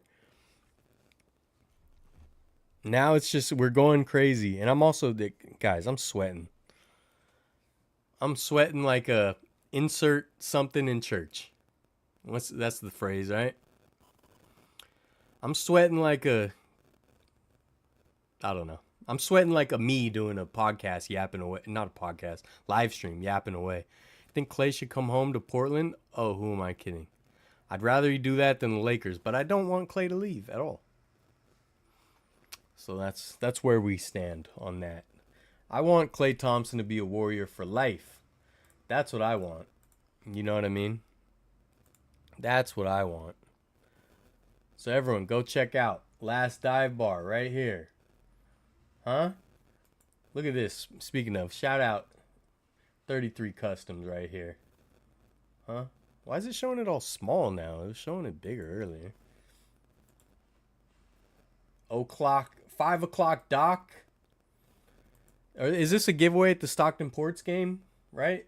I think that's what it is. Listen, best suited. I didn't read this yet. One best suited for developing the elite level on any project should be the one who's passionate to be part of the community. With the trust and unwavering support of the greatest movement we have ever been a part of, Last Dive Bar, and the progressive professionalism of the Stockton Ports, we here at 33 Customs take extreme pride in presenting the first fan-developed stadium giveaway bobblehead, created from concept to delivery into the hands of the fans that we ourselves are. We line up, stand in those lines with the anxiety and excitement of the ebbs and flows of, will we be one of the few to make it through in time? Look, who wrote that? Rob? Did Rob write that? Rob, I take exception to this. I take exception to this. That's the part I don't enjoy. I do not enjoy the anxiety of wondering if I'm going to get the giveaway or not. In fact, that's why I line up when the gates are still closed. Almost every single A's game I've gone to in the last few years, which is obviously not nearly as many as Last Dive Bar and Gabe and Rob, but a handful, right? I've been parked outside the gates before the parking lots open. That's with a giveaway or not. I don't like the anxiety of missing out or being late. So, while this giveaway is awesome, and the fact that the Stockton Ports are working with you guys is awesome, I take exception to that writing. Because I get anxiety. Look at that. How cool is that? Billy Joe Armstrong bobblehead. And it's huge. Standing on the Coliseum. Come on, how cool is that? How cool is that? All right, what else we got? Last Dive Bar. I'm promoting you guys since you're making it rain.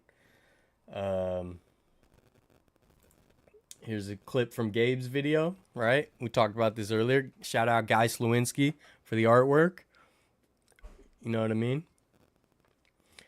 I was about to use all this money to buy the gifts I got. Technically, Clay did grow up in Portland because I think his father played for the Blazers. Yeah, no, he went to school up there and stuff too. Making it rain. It's July 12th. Last Dive Bar giveaway at the Ports. 33 Customs designed and manufactured for us. Dude, how cool is that? Green Day is one of my favorite bands. Don't blame you. LDB is an official partnering sponsor of the Ports. I think you guys got a sign up there and everything now, huh? I do think Nirvana is better. Maybe I'm a bit biased. I'm not huge on I'm not like a big rock guy, so I just appreciate what I hear, but I don't really have favorites, but I appreciate Green Day for what they represent. Obviously, like Nirvana though has tremendous music. Shout out Gamer Man and Last Dive Bar. Is Little Big League the most underrated baseball movie of all time? I'm so sick of hearing about the overrated Sandlot. Oh, all right. Whoa, buddy. Hey, let's relax on the Sandlot slander, right? Let's relax on that. All right. We're all friends here. You know, let's calm down with that first of all. Little Big League is awesome. Okay. It's awesome. It's underrated, especially now, because I don't think it's on any streaming services. Same with Angels in the Outfield. There's a lot of really fun, like, kids' family movies from the 90s that are really hard to find. So, yes, Little Big League was a fun movie. Sandlot is a classic, though. Sandlot is a good movie all around. Little Big League is a fun movie, just like Angels in the Outfield. It's a fun... Angels in the Outfield was filmed at the Oakland Coliseum, by the way. So yeah, they're fun, and sure, I will agree it's underrated. But downplaying The Sandlot is blasphemous. You understand that, right? You understand what I'm telling you, right?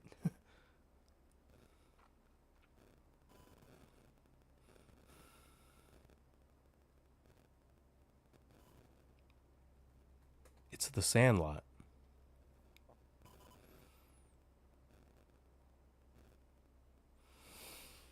But yeah, Little Big League is definitely underrated. I'm a big Rookie of the Year guy. Huh? Henry Rowan Gardner. Come on.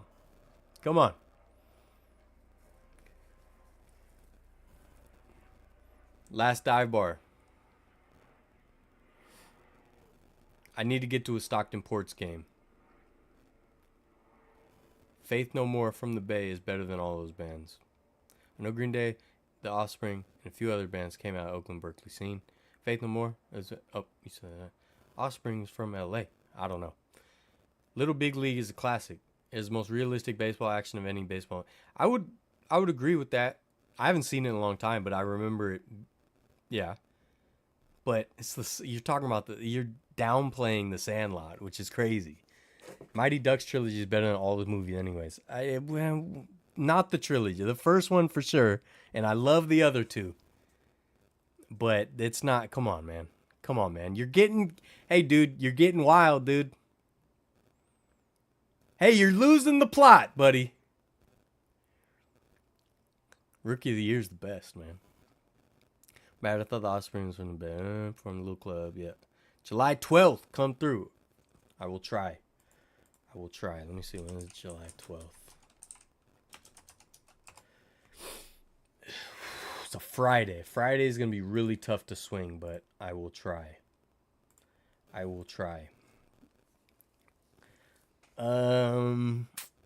I will help promote it for sure. You know what I mean? Look, let's do one of these Sunday night live streams. Let's do a bracket of baseball movies. Let's do a bracket. I just watched 42 again because they filmed some scenes at Rickwood Field, so I watched it before I went. God, that's a good movie. What else is good? The Natural's good. Mr. 3000 was fun. What's the one? The Tom Selleck one.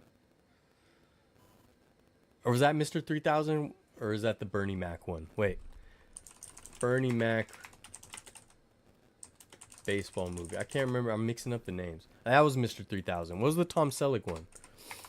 Tom Selleck one was fun too. Baseball. Mr. Baseball. Mr. 3000 and Mr. Baseball. That's why. Mr. Baseball was a fun one. I think it was definitely forgotten and underrated. This one. Check that out. It's a fun baseball movie. Major League, of course, right? You love your Major League, don't you?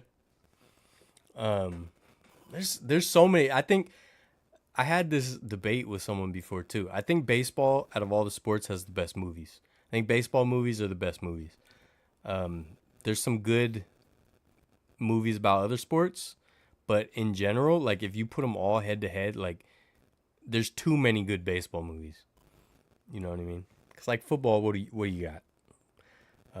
The Replacements, Waterboy, The Longest Yard, original and remake. What's the one with Denzel? Can't remember the name. You know what I'm talking about, though. Rudy, right?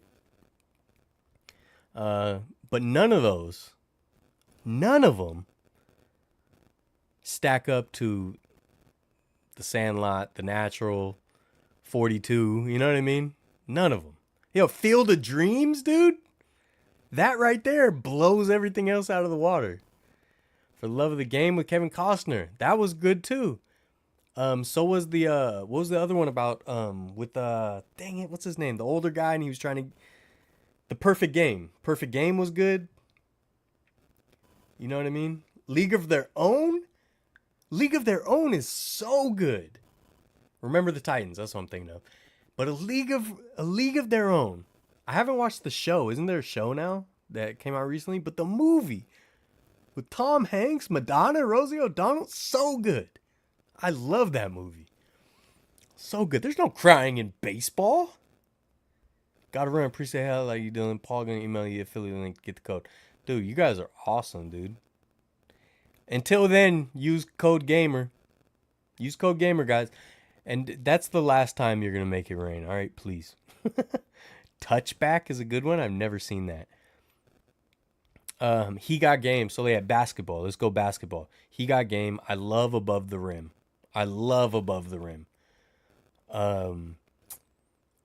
Semi-Pro. Great comedy, right? There's so many I don't like, honestly. Like, well, Coach Carter is fine, but it's not, it's like whatever. Hustle, the Adam Sandler one. What's the one with Ben Affleck's the drunk coach? I didn't even watch that. Um, uh, Hoosiers. Hoosiers was good. Um, Hoop Dreams, if you count documentaries, I don't think they should count though. But Hoop Dreams was great. Um, there's see, it's already slim pickings. Baseball, you can go on for a long time. All the other sports is kind of like you name a few, and it's like you know, like for football, I forgot Any Given Sunday. That's fine. It's fine. It's really about Al Pacino's speech. League of Their Own was when Emily didn't have the regular rosters because they were fighting in World War II and the women played instead, right? Yeah, they started a women's league. It's the movie's not the movie's like based on a real thing, but it's not a real story. Oh yeah, White Men Can't Jump. That is an incredible basketball movie. I love Billy Madison, but it's not a sports movie. League of Their Own. And by the way, I loved you in Wizard of Oz. I'm on last bar side. Won't time him out. All right. Space Jam. All right. There's some good basketball ones. But I still think baseball has the best. Hockey has some good ones. Was it Miracle? Goon, Mighty Ducks. What other good hockey one? There's some other good hockey ones I'm missing. Slapshot. Was that the Paul Newman one? Didn't really remember the Titans, but I did love the Express. I don't think I watched the Express. And here's a confession. I didn't watch Remember the Titans until last year, and someone made me watch it. And I liked it. But I got to be honest. I don't like sports movies that much. I don't like them that much. I would say I like baseball movies a lot because they seem to vary more. But, Blue Chips is cool. But so many of the basketball and football movies are the same movie over and over.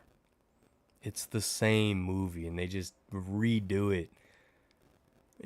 One of the players gets mad and they get in a fight and then he walks out, But then it's the state championship and he shows back up and he puts the jersey back on, right? It's like, all right, dude, one of the kids is, parent dies or something and they're sad and they have to rally together and it's like it draws hearts, it pulls on your heartstrings, but it's like paint by numbers. It's like I've seen this before. At least baseball seems to vary a little more. I don't know. Rocky movies good. There's good boxing movies.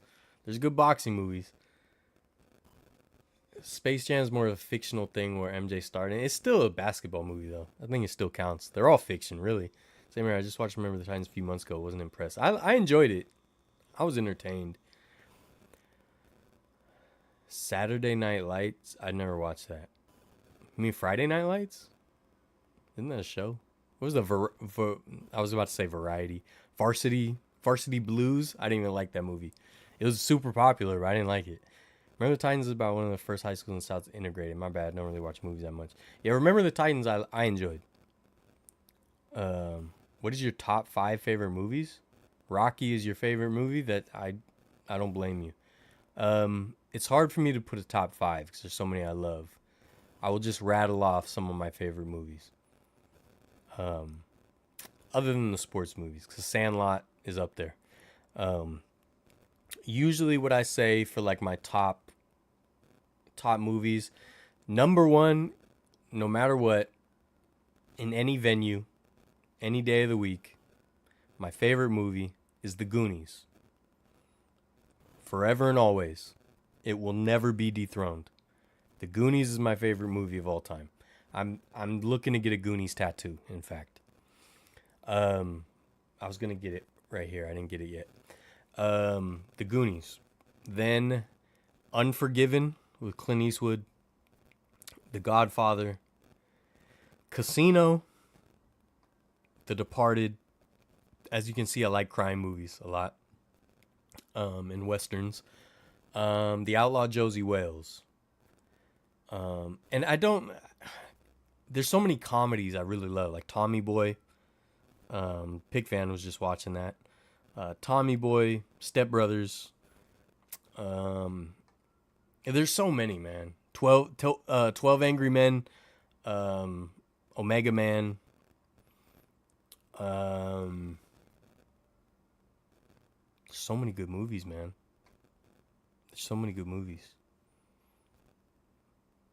I love the 1989 Batman, a whole ton. All the Indiana Jones movies, every single one, even the ones people hate, I love. Yeah, I could go on forever. I love a lot of movies. Blue Mountain State. Blue Mountain State was entertaining. I did watch it, but I think it was like the second season they changed the cast, or like they recast someone. It was terrible. Goonies was a good movie. It's not a good movie. It's a perfect movie. Story of Oregon has had some good movies filmed there. Yeah, for sure. Short Circuit. Um, I do plan on doing a Goonies episode at some point. I just got to get up there. Departed is legendary. I love The Departed. It was one of the best like movies I saw in the theater on like opening night, and just that last sequence was just like I was like giggling. If you like crime movies, you have to see Cop. I love Copland. Love Copland. Grandma's Boy, that's a funny one. John Hughes, good director, yeah, for sure. Cheech and Chong movies are cool. Grandma's Boy, yeah. I like a lot of 80s comedies too. Vacation is great, especially as a theme park guy, you know. Wally World.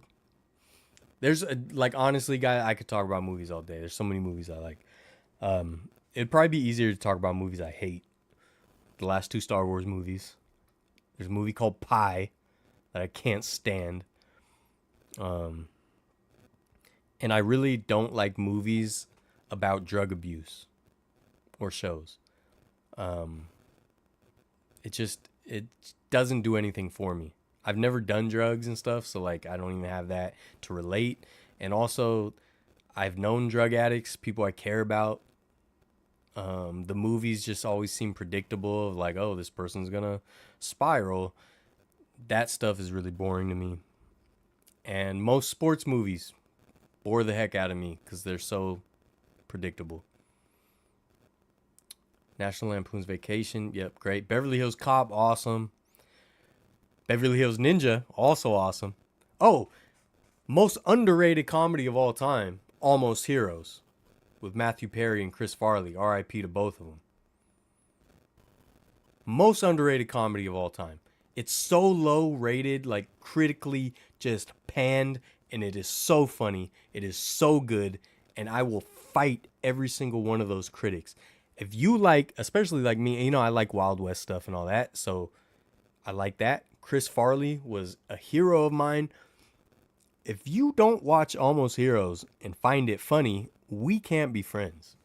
That's just them's the rules. What movie do you think is the worst movie you've ever seen? Worst movie I've ever seen. Prom Night was pretty bad. Horror movie with Idris Elba. I love Idris Elba, but that movie was horrific. The last two Star Wars movies were two of the worst movies I've ever watched in my life. Especially when you consider like how much went into it. The fact that they could just write something that terrible that didn't make sense with that many plot holes, with that much money behind it, is insane. So if you're grading on a curve, the Star Wars movies are pretty high up there as the worst movies. Yeah, Prom Night was pretty bad.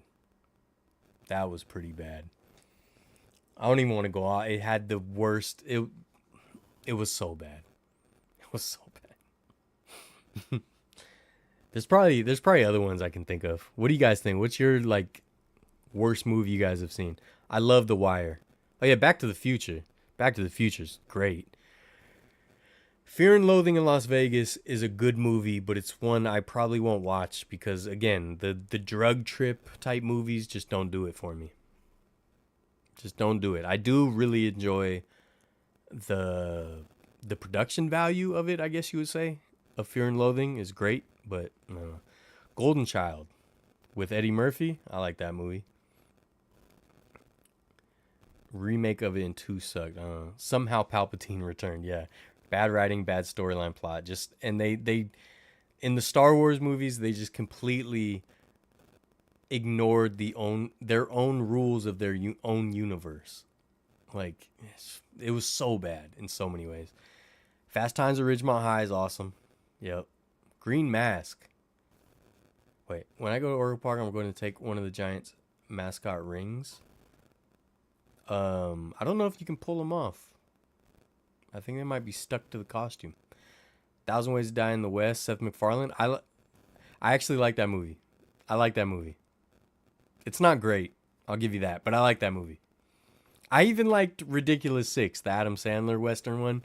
But maybe it's just because I like Westerns and I like stupid, silly Saturday Night Live style like comedy. Fat guy in a little coat. Come on. So I like Thousand Ways to Die in the West and I like Ridiculous Six. Like they're not great movies. Absolutely not. But I enjoy them. How will you be celebrating 35th anniversary of Tim Burton's Batman? Um Oh yeah, that would be this year, huh? I don't know, but I was obsessed with Batman, the '89 Batman. Um, I still have my toys. I love that movie. I love that movie. I like most of the Batman movies though, other than the newer ones, Batman vs Superman. Batman vs Superman, I watched about 20 minutes and turned it off. Um, Oh, one of the Marvel movies I watched was terrible, but I don't remember which one. Ted was funny. I like Ted. I'll take the costume off and take it. I think you might get tackled by security. Pulp Fiction. Pulp Fiction's really good. You guys might get mad at me, but I do think it's a tad overrated. I think it's great. I just don't consider it an all-time classic. But Inglourious Bastards and Django, those should be one of my favorites too. So I like Tarantino. Pulp Fiction, I don't know. Something about it bothers me. I just like the surrealist vibe makes. I don't like surreal stuff. Maybe that's why I don't like the drug trip movies. It's a tragedy that OJ outlived Norm Macdonald. Seriously, I love Norm. I went to see Norm live a few times. Jackie Brown's cool. Bronx Tale's good, absolutely. Scarface I like. I do think it's a little overrated. I think it's a really entertaining movie. I think it's great. I think it helped change cinema to a after like Godfather, it helped change cinema to a more like realistic style over the theatrical dramatic style that ruled Hollywood for 5 decades or whatever. But I think my problem with Scarface is I don't like that people idolize Scarface. Like this dude did everything wrong. Like he built an empire and did everything wrong. Don't idolize that guy. You know what I mean? Like I totally understand idolizing doing whatever you got to do, but like then to just fumble it the way he did cuz he's emotional, can't control himself, like nah, he's not. I don't like it. I mean, but I get it. I mean, I have a Heisenberg tattoo, right? So I understand, but Clerks and Mallrats are cool. Yeah, Kevin Smith movies. I really like Dogma. Goodfellas is great. I'm more of a Casino guy though, for some reason. Maybe just because I really like Vegas, but I've always preferred Casino over Goodfellas. OJ was guilty. OJ probably was guilty. By the way, when I was a kid, we went to Disneyland with my dad and my stepmom, my grandma, and my little sister. And on the way, we drove. So on the way back, we drove past Nicole Brown Simpson's place where she was murdered. I was a kid. It was morbid curiosity, I guess. Are you a horror movie fan? I'm a fan of like the good ones, but only the cream of the crop. I don't like the horror where it's like just like, oh, that was okay. Cuz it's like I feel like it's a genre that you can just slop it together. And so because of that, so much of it just seems so lazy. But good horror, absolutely. Like psychological horror, absolutely. Love that. Like You know what I really like is what's his name? Like Guillermo del Toro, like Pan's Labyrinth, The Orphanage, great. Most memorable scene of Scarface was the guy with the mountain of coke. Election, dude. I haven't seen Election in so long. A movie that I think is overrated. Love and Basketball. Love and Basketball I like. People say they want the type of love, but he treated her. Yeah, yeah. He wasn't. Yeah, people overrate it in like the goals aspect, but I enjoy the movie. Dude, I've barely watched any of the Halloween movies, honestly. I showed you guys on a live stream a long time ago. I've been to one of the filming locations of Halloween, of the set. Human Centipede? No, I didn't watch that. Convention across from Pittsburgh Pirate Stadium looks like a nightmare. That's right down the street from where Bane blew up Heinz Field. Anyways, let me talk about the last thing I wanted to talk about. I want to show you guys this. Isn't this wild? Watch this.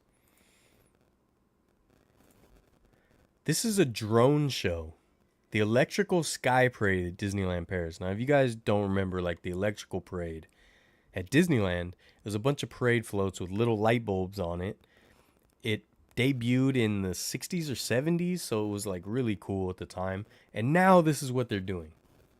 So sorry to switch topics so much. It's just we could talk about movies forever. Look at this. Look at this. And so you can hear a little bit of it. I don't want to do it too loud.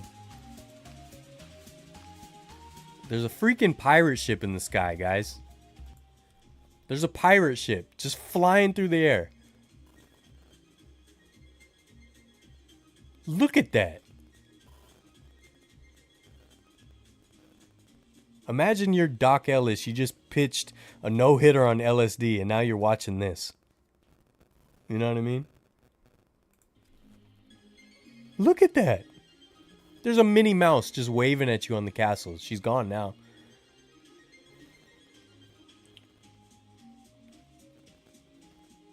Dude, isn't that crazy? Look, Peter Pan. So, my question is, when is it this too much? When is it too much? Sure, that looked amazing.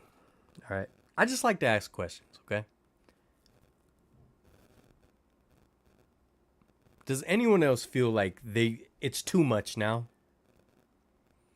Like entertainment and like attractions like this? I feel like within 15 years, we're not going to have any imagination. They're just going to squirt all this stuff into our eyes, and we don't even have to think. We just...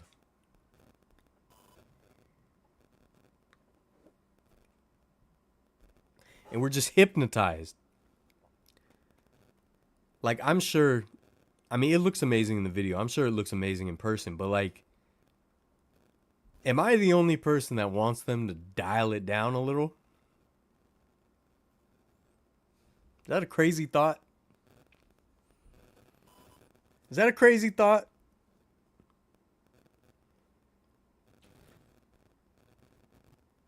Like, it's almost like, speaking of movies, let's go back to the movie thing. I really enjoyed older movies that had practical effects, where they actually built costumes, it did crazy effects and camera tricks, and it wasn't just CGI. So now, when something crazy happens in a Marvel movie, it does not... I don't feel the same as I did before CGI was so prevalent, where it was like, oh my God, how'd they do that? Now there's no mystery. There's no imagination. It's just, yeah, you can make anything you want now.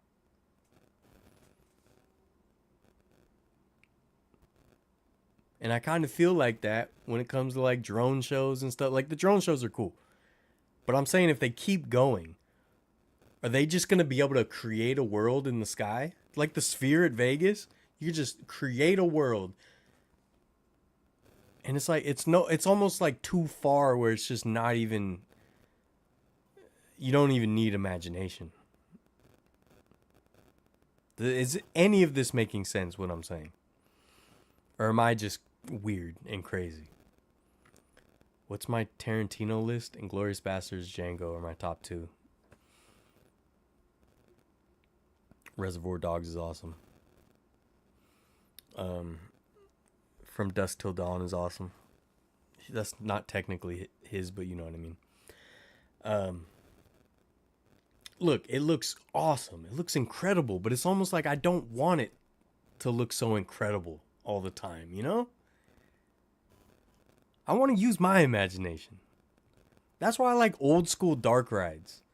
Make a stupid little dummy, make his arms move, and let me do the thinking.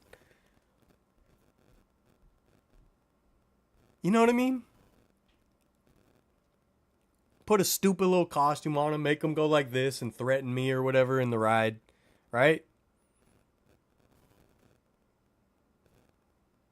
Like the big old, if you guys have been on Indiana Jones, there's a big old snake and it kind of lunges at the car a little bit. I love that as a kid. Now as an adult, it's not like that crazy. It just lunges a little bit. But like in the future, they could just do a projection where the snake's like, ah, ah. And it's like, where's the fun in that? I don't know, dude. Never too much, Jamie says. All right. Never look up Andrew McCutcheon on YouTube. He's a weird MLB player. I like Andrew McCutcheon. I mean, yes, the people on Wally. Yes. Makes sense and a valid point. Maybe we're in a simulation. We're already there. I mean, yeah, maybe. I'm starting to believe it. That would be kind of insane, but I feel you. Yeah, I'm just saying, like, look, it looks crazy. It looks awesome. I'm sure I'd be like, oh my God. But this is the thing. When I was younger, like when I was a kid, I went to Disneyland. They had Fantasmic in the Electrical Parade, the original. Or like even the World of Color, which I first saw in 2008, 2009. And it was just fountains and colors. You know what I mean? And now we got trains in the sky. Dude, Fantasmic, it had the boat go by with Peter Pan and Captain Hook having a sword fight, right? You had some floats going by with dancing orangutans, right? Doing this. And Belle and Beauty and the Beast ballroom dancing on a float. And we were all like, oh. Right? And now, we got choo-choo trains in the sky.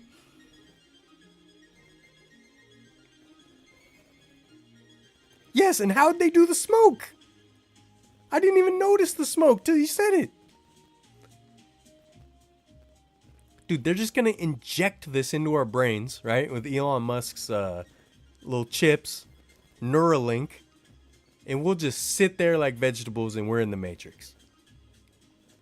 Obviously, this is not the line.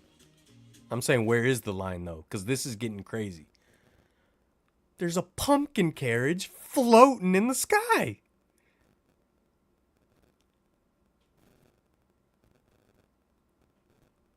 When I was a kid, they lit the water on fire in Fantasmic, and everyone's like, how'd they do that? How'd they put the fire there? And now there's a pumpkin carriage floating through the sky.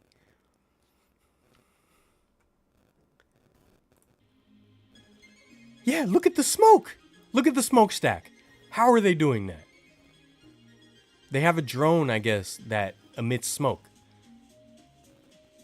And look, this is only a few years old technology. Wait a few more years. It's almost not fun anymore, is what I'm saying. It's getting to the point where it's going to be too much. Unless maybe Jamie disagrees. Maybe there's never too much. Just, it's going to be like 2001 A Space Odyssey when he's just flying through time and space and he's like, ah, and it's all the colors. This is insane. That's insane. Like what?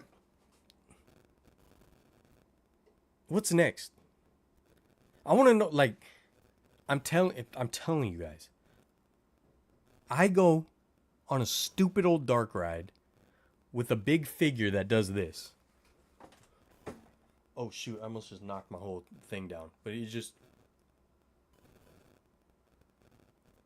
as you cruise by, right? Dude, and I love it. My imagination's going crazy. But if you just inject it into my brain and now it's like real, is that even fun anymore? Don't we want to like use our brains and like I don't know. Maybe I'm crazy. I'm just a cranky old man who's just barely old enough to buy Ruben's dad a beer. You know? Giant rock that rolls towards the truck before it ducks down the other road. On Indy? Same when they have AI, younger version actors. It's weird. We're talking floating trains in the sky? We are. Jimmy, get the smoke drone. It's time for my entrance. I understand what you're saying, but I think it's still... No, I think it's awesome. I'm not saying it's not cool. There's a choo-choo train in the sky.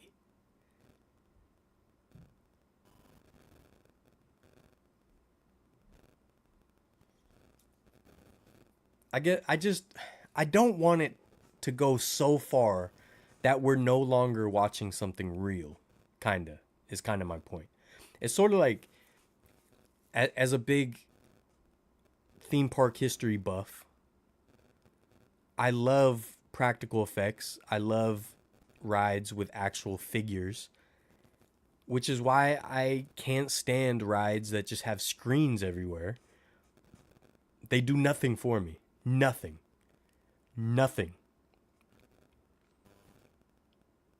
Now, there's some exceptions I will let them get away with. So if you've ever been on the new ride in Toontown, Mickey and Minnie's Runaway Railway, they use screens in a lot of places, but they also have 3D actual objects. So I give them a pass. But some of these rides is like mostly screens. I don't even want to go on it. I can watch TV at home. So, what's the point where some of these shows get so crazy that I don't even feel like I'm watching a real thing anymore? It's like part of the fun of the electrical parade was that it's like real floats in front of you with all these lights. Like, oh, look at all the light bulbs. But now if they could just do an LED screen around the whole thing and just make it all glow, it will look visually amazing, but it just does not mean as much to me, I guess. I don't know. Maybe I'm crazy. I might be crazy. That's fine. I'll take it. I accept that. We're all friends here. Yeah, Universal the tram ride is basically just a creep ride. What do you think of Pirates Shanghai? So Pirates Shanghai, I've never been on it, but I've watched videos. They use screens in a very cool, unique way, which I appreciate, but I feel like it's still too many screens. It's huge, giant screens. If you guys haven't seen Pirates of the Caribbean at Shanghai Disneyland, is insane. But it uses a lot of screens. It looks like an awesome ride. But the whole, like, was it like an underwater part? It's been a while since I watched it. It's like a whole underwater part where you're actually like kind of in a sunken ship, but the whole surrounding is like a screen. It's like, it's kind of too much for my liking. But sometimes a screen makes sense. So like Rise of the Resistance at Disneyland, the Star Wars ride, there's some parts you have to use a screen, like the outside of the ship with space and the fighters fighting, the TIE fighters and the X-Wings fighting. Like, obviously it makes sense to make the window a screen. You can't have actual... I'm not expecting them to put some X-Wings on tracks 2 miles out so we can watch them fight, you know what I mean? But, like... So when they do it in a way that makes sense, sure. But, like, it's so much cooler. And this is not to my original point, but it's so much cooler. Like, the part where, spoiler alert if you haven't been on the ride, but Kylo Ren like shoves his lightsaber into the ceiling above you, and then he like cuts it out above you, and it's like a real lightsaber that you see. It's not just a screen, you know. It's way cooler. But yeah, I don't know. I'm just, that drone show just blew me away to the point where it's like, at some point I'm not gonna care. I feel like I'm just gonna be like, it's just screens and lights, and it doesn't even look real to this at this point. Like, I honestly think even the projections are too much for what I like. I would prefer if the projections were a little dialed back. I'm talking about like the projections on the castle and stuff. And I seen it like in person at Disneyland. Like that to me is too much. Like, I don't need the waving mini. You know what I mean? I could use the colors and stuff are awesome. But like when it has actual like videos playing, it's like, it's too much. It's like, all right, you know. The little Peter Pan shadow, that's cool, I guess, you know. But like some of this is too much. I do like the fact that those fountains or whatever are going off, so it's like it's actually giving you something real. I don't know. Look, this is probably incredible in person. I would love to see it. I'm just scared. I'm just scared of the future of entertainment. That's all. I haven't been on the Universal tram in so long. There's a pirate ship in the sky. And look, I didn't even see, look at the back. Did you see the jets like flying, look, powering the boat? And it's got twinkling lights. It's got like magic. It's crazy, man. But at what point am I just not going to care? Because it's no longer, it's like just too much. I don't know. Whatever. That was my rant. But maybe it will be like the screens thing. Like, obviously these companies do it because it's cheaper on these rides. But like, maybe it'll go away.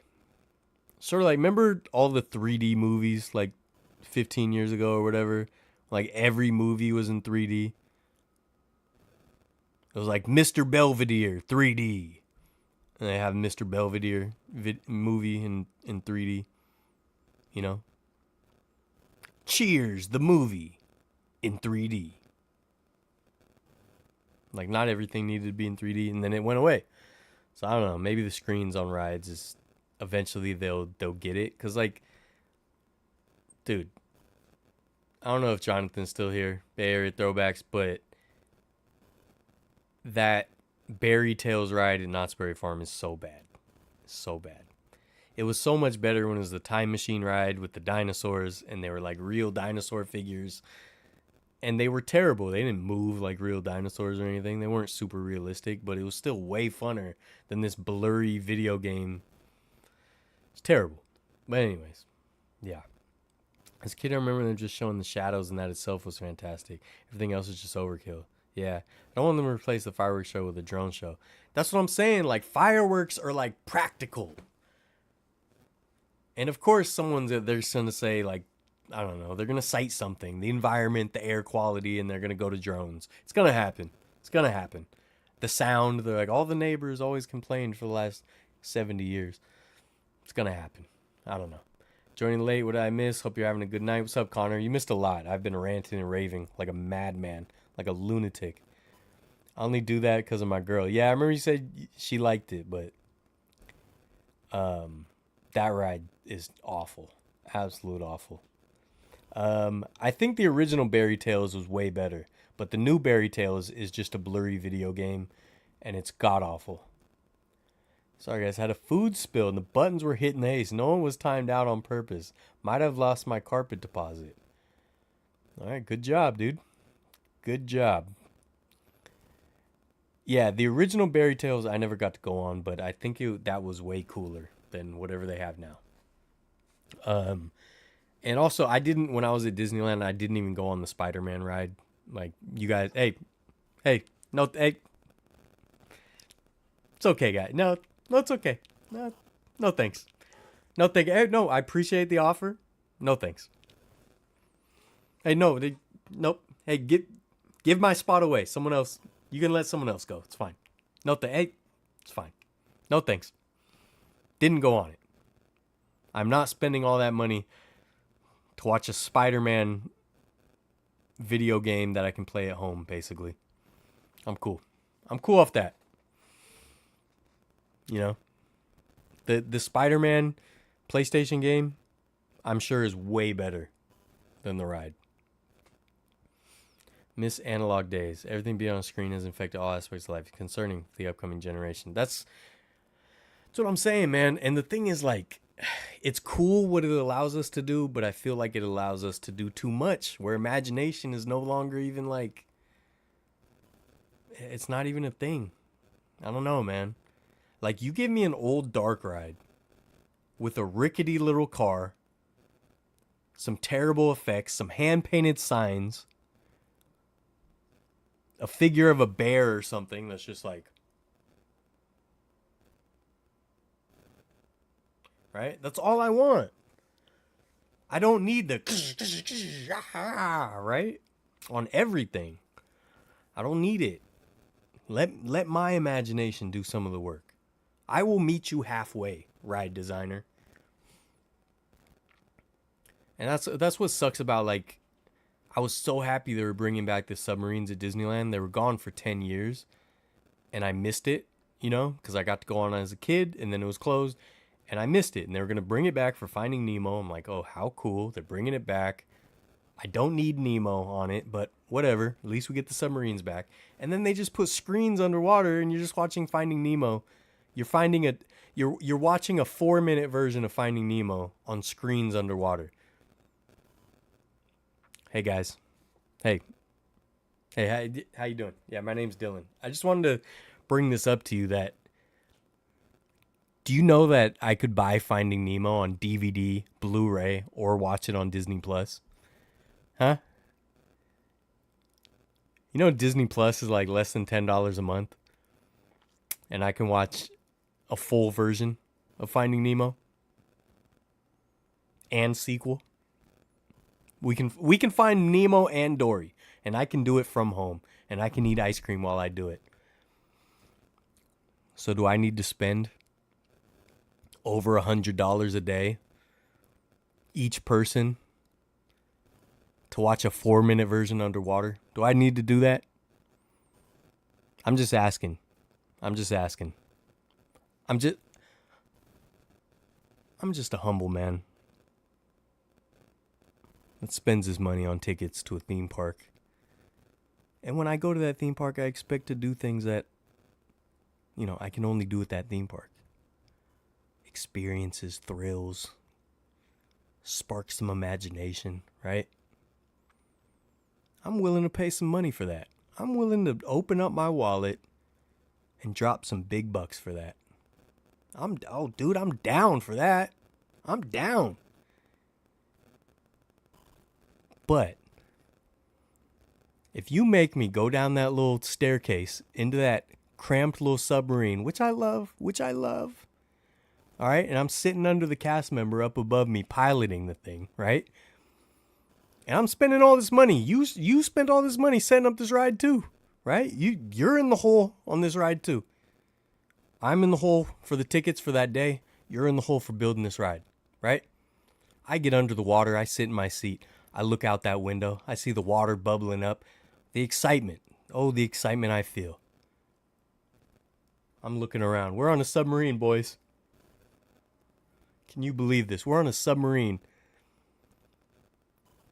I went on this when I was a kid, and we found the lost city of Atlantis, and there was a big old sea monster that we found at the end, and it was awesome. And we found an underwater volcano. It was so much fun. Right? And I'm sitting there. The little horn blows. We start moving. And you have the nerve to slide a Finding Nemo DVD in the DVD player and make me watch Finding Nemo on blurry screens underwater? After I spent my hard-earned money on this? And all you can do is slide a DVD into the DVD player for me? It's not cool, man. It's not cool. That's all I'm saying. That's all I'm saying. Hey, dude, at least there's like one or two, like there's a few like figures that are real underneath the water, right? If they did the whole story with actual like figurines, I'm cool. I back off.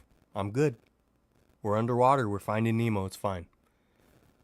But you have the nerve to slide a DVD into the DVD slot and hit play? Hit next chapter on me? Nah, man. No.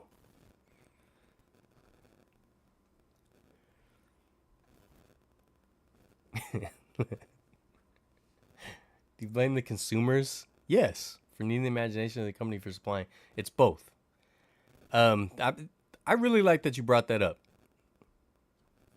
Ruben, because I actually have a big rant on that about how people need to blame the consumers. Because look, I don't like that they built Kylo Ren Village and they had to chop a whole piece of Frontierland, my favorite land. They had to chop a whole piece out, a whole chunk. Big Thunder Ranch is gone. Right? I don't like that. I'm not into that. I think they should have built R2D2, the R2D2 estates in a different park, either California Adventure or made a third gate down the street where they own all that land down Harbor Boulevard. Now I'm getting too much inside baseball here, but I think they should have did that because it doesn't fit where it is. But it's packed with people. People love it. People line up for it, right? Disney can do whatever they want, and people will line up for the plastic popcorn buckets, right? So I know I'm probably the crazy one. But yeah, the consumers do not have self-control. And that's a huge problem in a lot of aspects of life. It's why a lot of the sports owners get away with so much stuff, right? Did you check out Star Wars Land? I couldn't stand it. Felt like all there was to do was shop. So yeah, I do have a video of that. I haven't edited yet, but it's gonna come out eventually, of my first time in what can we call it? What's some other characters? In Mandalorian Town. Yeah, I filmed a video of my first impressions and stuff, and I think it was great. I really do. But I still want them to build original things. You know, like, okay, build your money grab stuff, and they did a great job on it. I thought Rise of the Resistance is like the greatest ride of all time. They did a great job, but I still want them to build new rides that aren't tied to some movie. Come up with new ideas. Tell me new stories. But I thought it was cool. It was really well done. Reminds me of the old and new house construction. All about cost, for sure. They have the free walking animatronics. Go that direction. Stop with the screens. Yeah, exactly. Appreciate you answering and giving your honest opinion. Of course, dude. But I will. That's something I actually wanted to talk about a lot. It's kind of late in this stream to get into it, but consumers, a lot of it's our fault. A lot of the stuff, a lot of bad things in society are because we don't have self-control. Perfect example, not to get too wild, but the pandemic showed us the lack of self-control that people had in all aspects of life. Yeah. I won't get too far in that right now, though. But yeah, no, consumers for sure. But also, the corporations don't care, but there was a time where Disney did care. And Disney was ran by people that cared, and it employed a lot of people that cared, that weren't just there for the money, but were there to actually have these creative endeavors and do really cool things. And that's what's always funny to me is when people, they always paint Disney as the big conglomerate, big corporation, money hungry, and they don't understand that it wasn't like that always. And so they paint Walt Disney as like this huge corporate, like conglomerate leader, the whatever, almost tyrannical, right? And like he wasn't like that at all. Like he put his own house on the line for Disneyland when nobody else believed in it. He was all about his creative vision first before anything else, and he wasn't overly rich when he could have been at the time. And he took care of people that worked for him. He wasn't just like this money hungry guy. And I mean, he was so bad with money that his brother Roy had to handle most of the finances. So when people talk about Disney and money hungry capitalist corporate stuff, it really doesn't apply to old Disney and Walt Disney. Yeah. But again, his really Walt Disney's biggest flaw was his anti-union stance, but it was really because he was a big kid. Like he was really a man child, and he didn't understand because it was good for him. So he's like, why is everybody not completely happy? But that was like his one big flaw, I thought. But I really like that he put his creative vision over everything. And Disney used to do that. And they had tremendous legendary Imagineers that created these experiences for us that made all of our lives better. And now it's kind of just what makes the most money. And people cannot say no to things like Star Wars and Marvel. So as much as I love a lot of Star Wars stuff and I love a lot of Marvel stuff, I don't just let them shove it down my throat either. You know? Arizona Iced Tea, still 90 cents because the dad and son own it. Yeah, he did that interview that's just gone viral about saying he's not going to raise the price. He's like, I have a good life. We take care of people. Why do I need to raise the price? Disney lost its way once Walt passed. Yeah, after that, it had eras. So there were some good eras where some good people were in charge, but it's had some really bad ones too. Silverado 408, what up? Disney has lost a lot of people with their greedy business practices. Yeah, they can come back to bite them in the next decade. I think so too. They're almost one of those companies that's like almost too big to fail at this point, unfortunately. So it's like even if they lose a lot of money, they still won't learn. A lot of people blame stuff on like, oh, they gone woke, but it's not that. It's because they're like rehashing the same stuff and just trying to like milk the same things over and over and over. And it's like at some point people are going to want new original content, new original rides, but but look, people love Marvel, so they can make Avengers Campus and people are going to go there and they're going to spend all their money. And Avengers Campus sucks. Straight up sucks. And look, I'm really a positive guy. Like it's hard to get me to say something sucks. I can appreciate a lot of things, but Avengers Campus sucks. It sucks. Yeah. But anyways, that was my rant about the future of spectacles, drone shows, and attractions, Must feel nice to wrap the week after so much content stuff lately. Well, I got a lot of editing to do, so I'm gonna be editing. But I mean, I love doing the content stuff, so that doesn't bother me. It's more the working, dude. I just had 4 very long days in a row at work. Very long days. So it's more about, it's nice to wrap that up and have some time to edit more than anything. Look, if you guys want to join the Discord, please do. Okay? We have some fun in there. Feel free to make fun of me. All right? Feel free to sling jokes at me. Try to keep it peaceful and respectful though. We're there to have fun and promote positivity and stuff like that. I'm going to add, like I said, a lot of Disneyland prints and a lot of Rickwood prints to the print shop. I have not done it yet just because I've been so busy. But, if you want to support the channel, we do have Variety Show with 2 V's, varietyshow.etsy.com. and I got a lot of cool prints. It's mostly sports stuff now.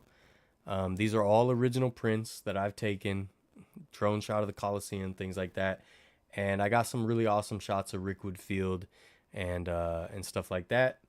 Um, it's only $15 for one of these prints. Plus, if you join the Discord, I posted a coupon code in there that'll get you 10 or 20% off. I forgot what. So if you join the Discord, you could also even save on that. So, you know, if you'd like to support the channel that way, if you'd like to join as a member on this channel, we do have behind the scenes footage, behind the scenes episodes, full episodes I'm not allowed to put out publicly, stuff like that. So that's a consideration. And you can also join on Patreon, which also has the behind the scenes stuff. If you'd like to support the channel, and then maybe one day I won't have to go to work 4 days in a row and I can pump out more videos. Cause I'm losing my mind, folks. I'm losing my mind. You know what I mean? I'm just kidding. I'm fine. But if become a member, get some cool stuff, join the Discord, you get a discount code for the Etsy shop. If anyone ever does anything for me, I want them to get something in return. That's why last dive bar, making it rain earlier, makes me uncomfortable because I don't like free stuff.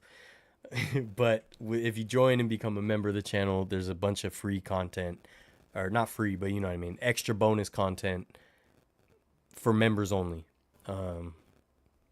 That's it. So far Discord has been great, guys. Thanks for the support for sure. I think all the Marvel movies this year bombed at the box office. I mean, they're all boring. There's only a couple cool ones. I hate them hashing the same old things without a new spin on things. They force it on us. Yeah, for sure. They do. They do. And it's like, enough is enough. I want something new. And look, this Disneyland trip I went on recently. I know I've talked about it a lot, so I apologize, but I had a great time. Me and my niece had a great time. My brother joined us for the last day. We were there 5 days straight. It was awesome. My niece is the greatest thing ever.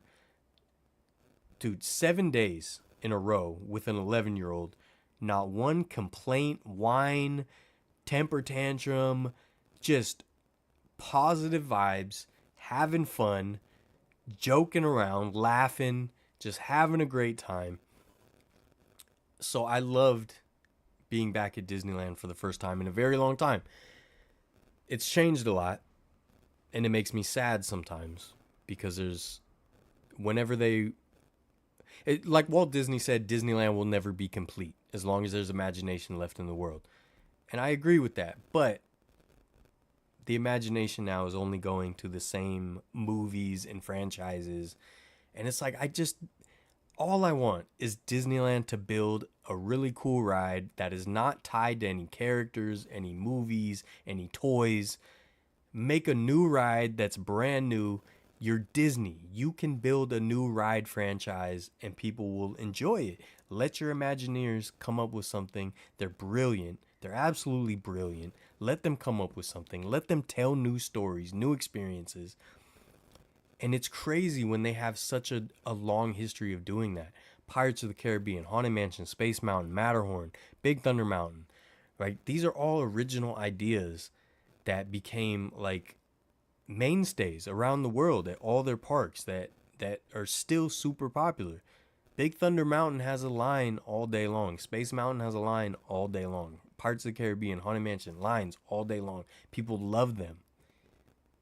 Let the Imagineers come up with new stuff. I'm excited for Deadpool. Only Marvel film I'm excited about Deadpool. Yeah. Going to go to Universal Halloween Horror Nights. Awesome. Six Flags is also doing a Fright Fest. That'd be cool. I think that's a perfect way for you to go after so long. Seeing it through your niece's eyes. Then having Chubby join it then. Yeah, exactly. Yeah.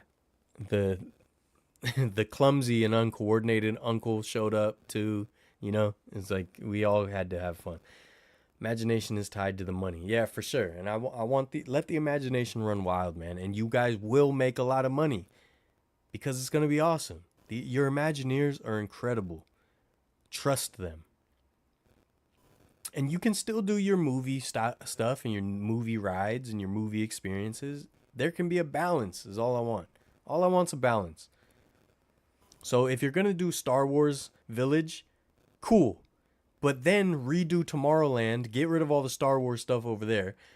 Redo Tomorrowland with a bunch of new experiences that aren't tied to movies. They're all new experiences. But anyways, that's my rant. You guys are the best. Please, if you'd like to consider supporting the channel, please do. That would be awesome. Because your boy wants to do more videos, and I can only... All right, let me just tell you guys my schedule, okay, real quick. I am working basically 12 hours a day. I have 10-hour days and an hour commute each way, 12-hour days. And then I come home and I try to edit as long as I can, but I only have a few hours because I'm gone for 12 hours, so I only have that, that's a lot less time to sleep and do chores and shower, right? So then I edit as long as I can till I get tired. I haven't watched any of the newer Star Wars shows because I don't have time. Don't have time. I edit. I edit all the time. Or I veg out because I'm so tired. So that's why I don't pump out content. So all I'm saying, I'm trying to convince you guys and beg you guys to believe me that I am not lazy when it comes to this channel. Even though it may seem like I don't put a lot of videos out, I promise I am working on this channel every single day. In fact, there's a motto I stand by that I read a long time ago, I think on Reddit or something, so I don't know who to credit. But the idea was no 0 days. And that meant do not spend a day where you make zero progress towards any goal that you're working on. So I have no 0 days. So even a day I'm busy, let's say I get up, I go run errands, I go to a Giants game or something, I get home super late because I took the train, I will still sit down and edit, even if it's just for 15 minutes, because no 0 days. I do not let a day go by without making some sort of progress on this channel. So I'm just saying that even if I go weeks without putting out a video, I promise I got a bunch of them I'm editing. So, yeah, I don't even know why I said that or why I felt like I needed to defend that, but here we are. I hope you enjoyed. I would love still, I need someone to edit TikTok videos and stuff. So if anyone wants to if you look at our TikTok and see the type of videos I've cut up from these live streams before, just some of the funny parts or whatever. If any of them are funny, I guess they're not. But if there is any funny parts, I would like to cut up little clips and stuff to put on Instagram and TikTok and stuff like that. It's very simple, and I have templates that you could use. If anyone is interested in doing that, please let me know. Shout out Rob Bart, who's done some edits for me too. I'm still looking for that, and I will pay. If anyone wants to once a week cut up each live stream with I would like 3 or 4 clips, 3 or 4 clips, and I would send you the templates and all that to use to make them clean. And yeah, if anyone's interested in that and knows how to it knows their way around a little Adobe Premiere or whatever you use, let me know. Perfectly balanced as all things should be. Not missing anything with newer Star Wars. Well, I want to watch Andor. I always hear Andor's good. I watched Mandalorian, I think first and second season, but I haven't watched anything since then. Boba Fett was incredibly boring, so I need to rewatch it because I kind of just zoned out when I tried to watch it, but I didn't watch what came out? Ahsoka, how do you say Ahsoka, whatever. With Rosario Dawson. I didn't watch that. I didn't watch Andor, which I want to watch. Yeah, I'm behind. I just don't have time. The candle is burned on both sides, as they say. Yeah, absolutely. But no 0 days. I do not make a single day go by. Not let a single day go by where I do not make progress on the channel or edit or do something, make a graphic, something. You know what I mean? It's just that I'm super busy. So hopefully one day I will be able to put out way more content. And that's it. I appreciate you guys. Vertlife, always. This V is for Veracruz, but let's pretend it's for Vertlife and for variety, okay?